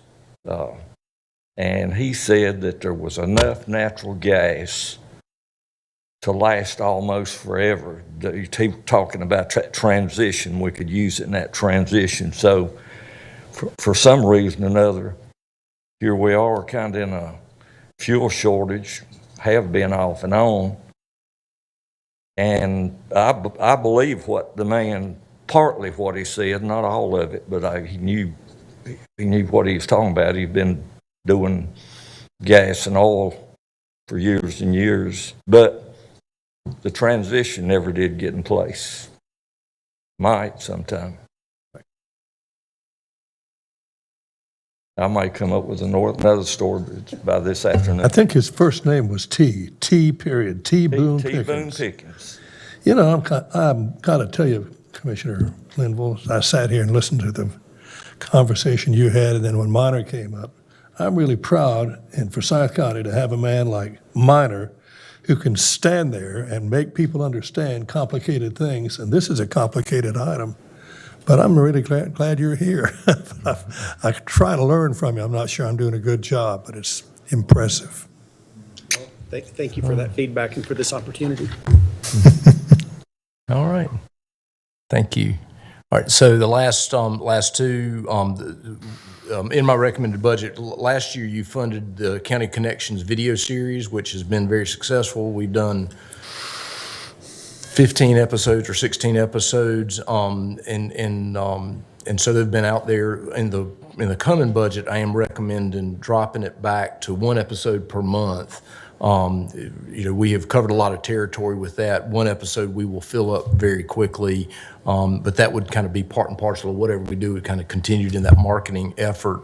We do need to get those out there a bit more, and they've had decent viewership, but it's not knocking the socks off anything. And then the one full-time tax assistant, my recommendation does include that. And so that's that recommendation for you. Really, the only thing left are the alternate service levels for special appropriations. At the very bottom, there was one non-departmental one, which was the increase of 401k. Some time ago, the board had entertained a request around a 5% 401k match for county employees. Some of our adjacent counties actually do that. You've seen that before. At the time, the board funded 2.5%. And so the other 2.5 is out there if the board considers that. But do you want us to individually step through special appropriations, or do we just want to open up questions for that? Well, there are two added special appropriations on the list. One of them was a request from GUIDE, and then one of them was a request from the Children's Law Center. So those went out in your packet last night. And those are also added to the list for consideration as well. I have a quick question. Are we going to be able to get that sheet that we kind of check off amongst ourselves and have conversations about that? And so what I would suggest that when we break, Kyle will be available to you if you want to sit with him. I will be available as well, but you can, if you want to go straight to Kyle, Kyle's going to be putting the spreadsheet together. And so if you've got a specific request, and if somebody's tied up with Kyle, if you want to come to me, and I can also help you develop a strategy around this as well. You want the sheet? Mr. Chairman, could I just say that I'm always grateful about the manager's recommendations, and I know that it's not all his, it's department heads too. And you all work here every day, we don't. And you know these departments far, far better than any of us could ever know them. So I'm appreciative that you all go through the request and help us decide what will be the best for services in Forsyth County. So I appreciate this. I'm grateful to it every year because sometimes we don't know exactly what's behind the request. So I appreciate the department heads and budget and Dudley. Thank you. Amen there, Commissioner. I appreciate you saying that, but again, you know, there are things there that move us in different directions, and just because I didn't put it on there doesn't mean I don't think that's the direction it needs to go in. So I appreciate this budget becoming yours, and I know we do. And Dudley, before we break, the National Black Theater Festival has announced its program for the coming festival, and I was looking for the allocation from our budget, but I'm having a hard time finding it. It is. It was funded at what they received last year at $75,000. 75,000. Yes, that's. Yeah, it is a continuation. That's what I thought. Okay. Yeah, it's been funded so many years, it's wrapped into that continuation budget. That's a good point. Do take a look at the special appropriations tab in the general section. It's actually the last tab that's there. We make some assumptions when you fund them twice that they stay in. If that's not the case, then we need to regroup on that. We struggled a little bit given how much Arts Council had gotten through the ARPA process about whether or not to keep that appropriation in. We did, just because we didn't want to single out anybody, but there's a few cases where that was the main one where they just got a very, very large appropriation, kind of to do the same thing that they've been doing. Whether you wanted to suspend that was a way to balance. Could I ask a question about that? Did we not fund them at 120? I mean, there was like a series of years as 100, and I think the last year was 120, and then it dropped back to 100. Am I remembering that right? It was. That probably is accurate. I can get you the full. I believe in FY20 they were at 120. In 21 they went down to 100, and then in the current year they were funded at 170. And so that's what Ms. Law yesterday was requesting. They requested the 170 again for 23, and so we've budgeted it at 100 because of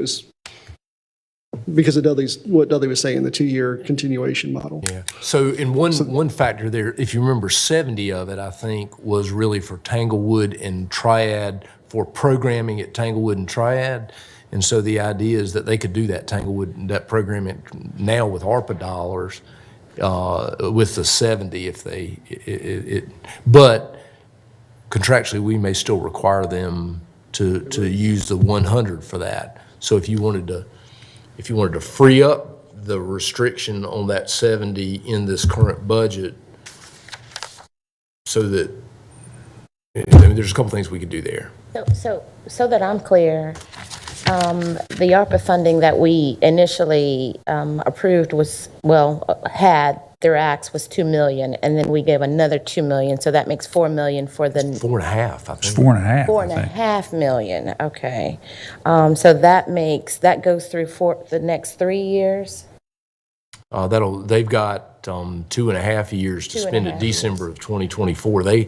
There's going to be some entertainment going here. Yeah, so it is the board's authority to suspend that if we wanted to, this particular request, in this special probes if we wanted to do that? You can do anything with this budget that you Fair want to enough. do. That's So- what I needed to know.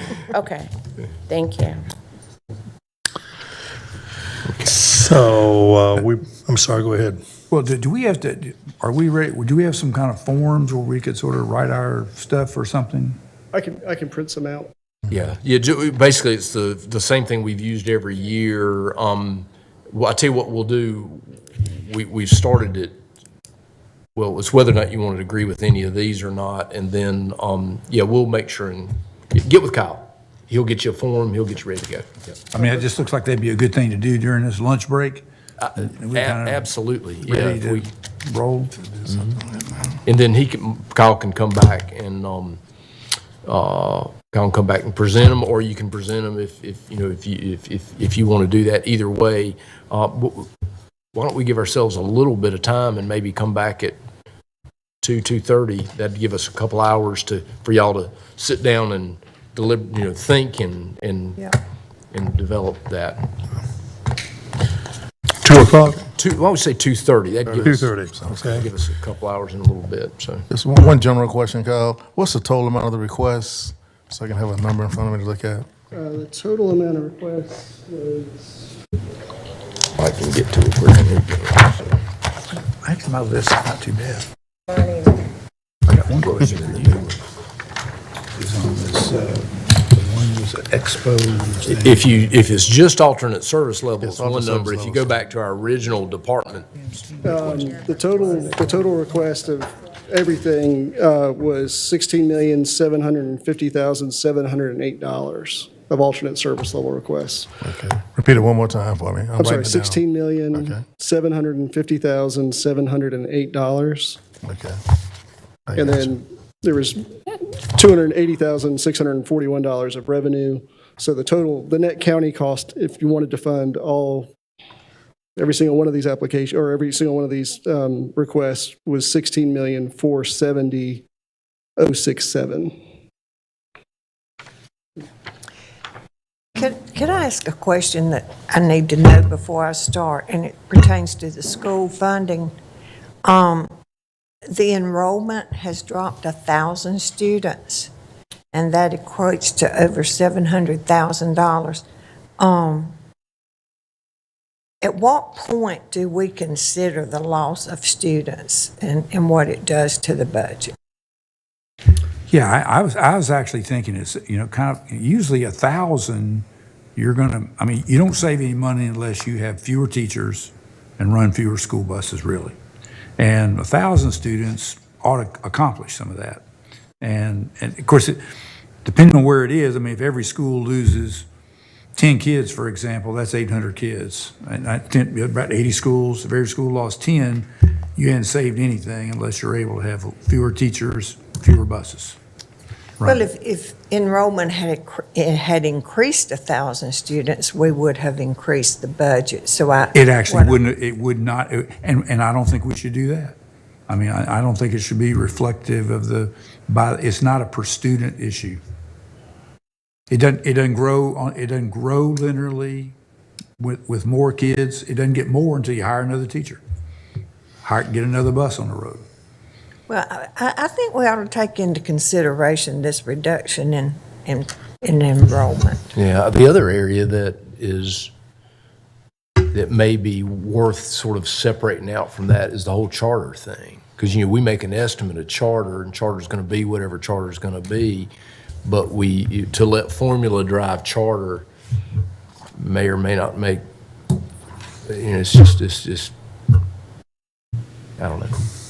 I think enrollment's become more fluctuating with in and out of charters, and now particularly with the return from COVID and back and forth, it almost makes it a little harder.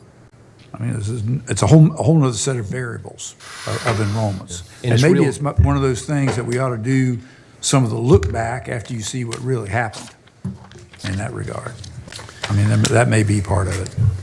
I'm probably more concerned with locally paid central office administrators.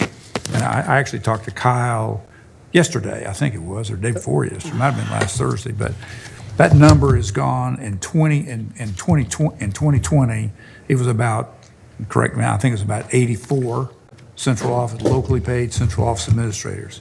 This year's budget has 132. That's a huge increase in central. It's nearly 50 central office administrators. And they be paid locally. And I think somewhere, I mean, I think the local dollars are going for local things, and I just don't see that being I don't see that helping kids in the classroom a whole lot. Self. So could that be reduced in this budget? Well, I think the question needs to be, I mean, I just personally think that, you know, that's an indirect benefit to students, not a direct benefit. It's kind of like indirect cost and direct cost, in a way.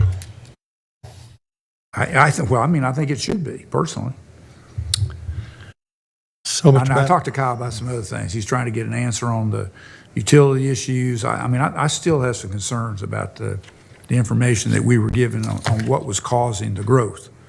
And I appreciate Kyle investigating that. And I do have concerns about it. So, Mr. County Manager, we've got an hour and 45 minutes till we come back at 2. Do you want to take a break for lunch now or go a little further? I think we are done, so unless there's just questions that arise, we're finished up. Again, if we're back at 2:30, that'd give us 2 hours and 15 minutes to. Okay. Then we'll take a break, back at 2:30.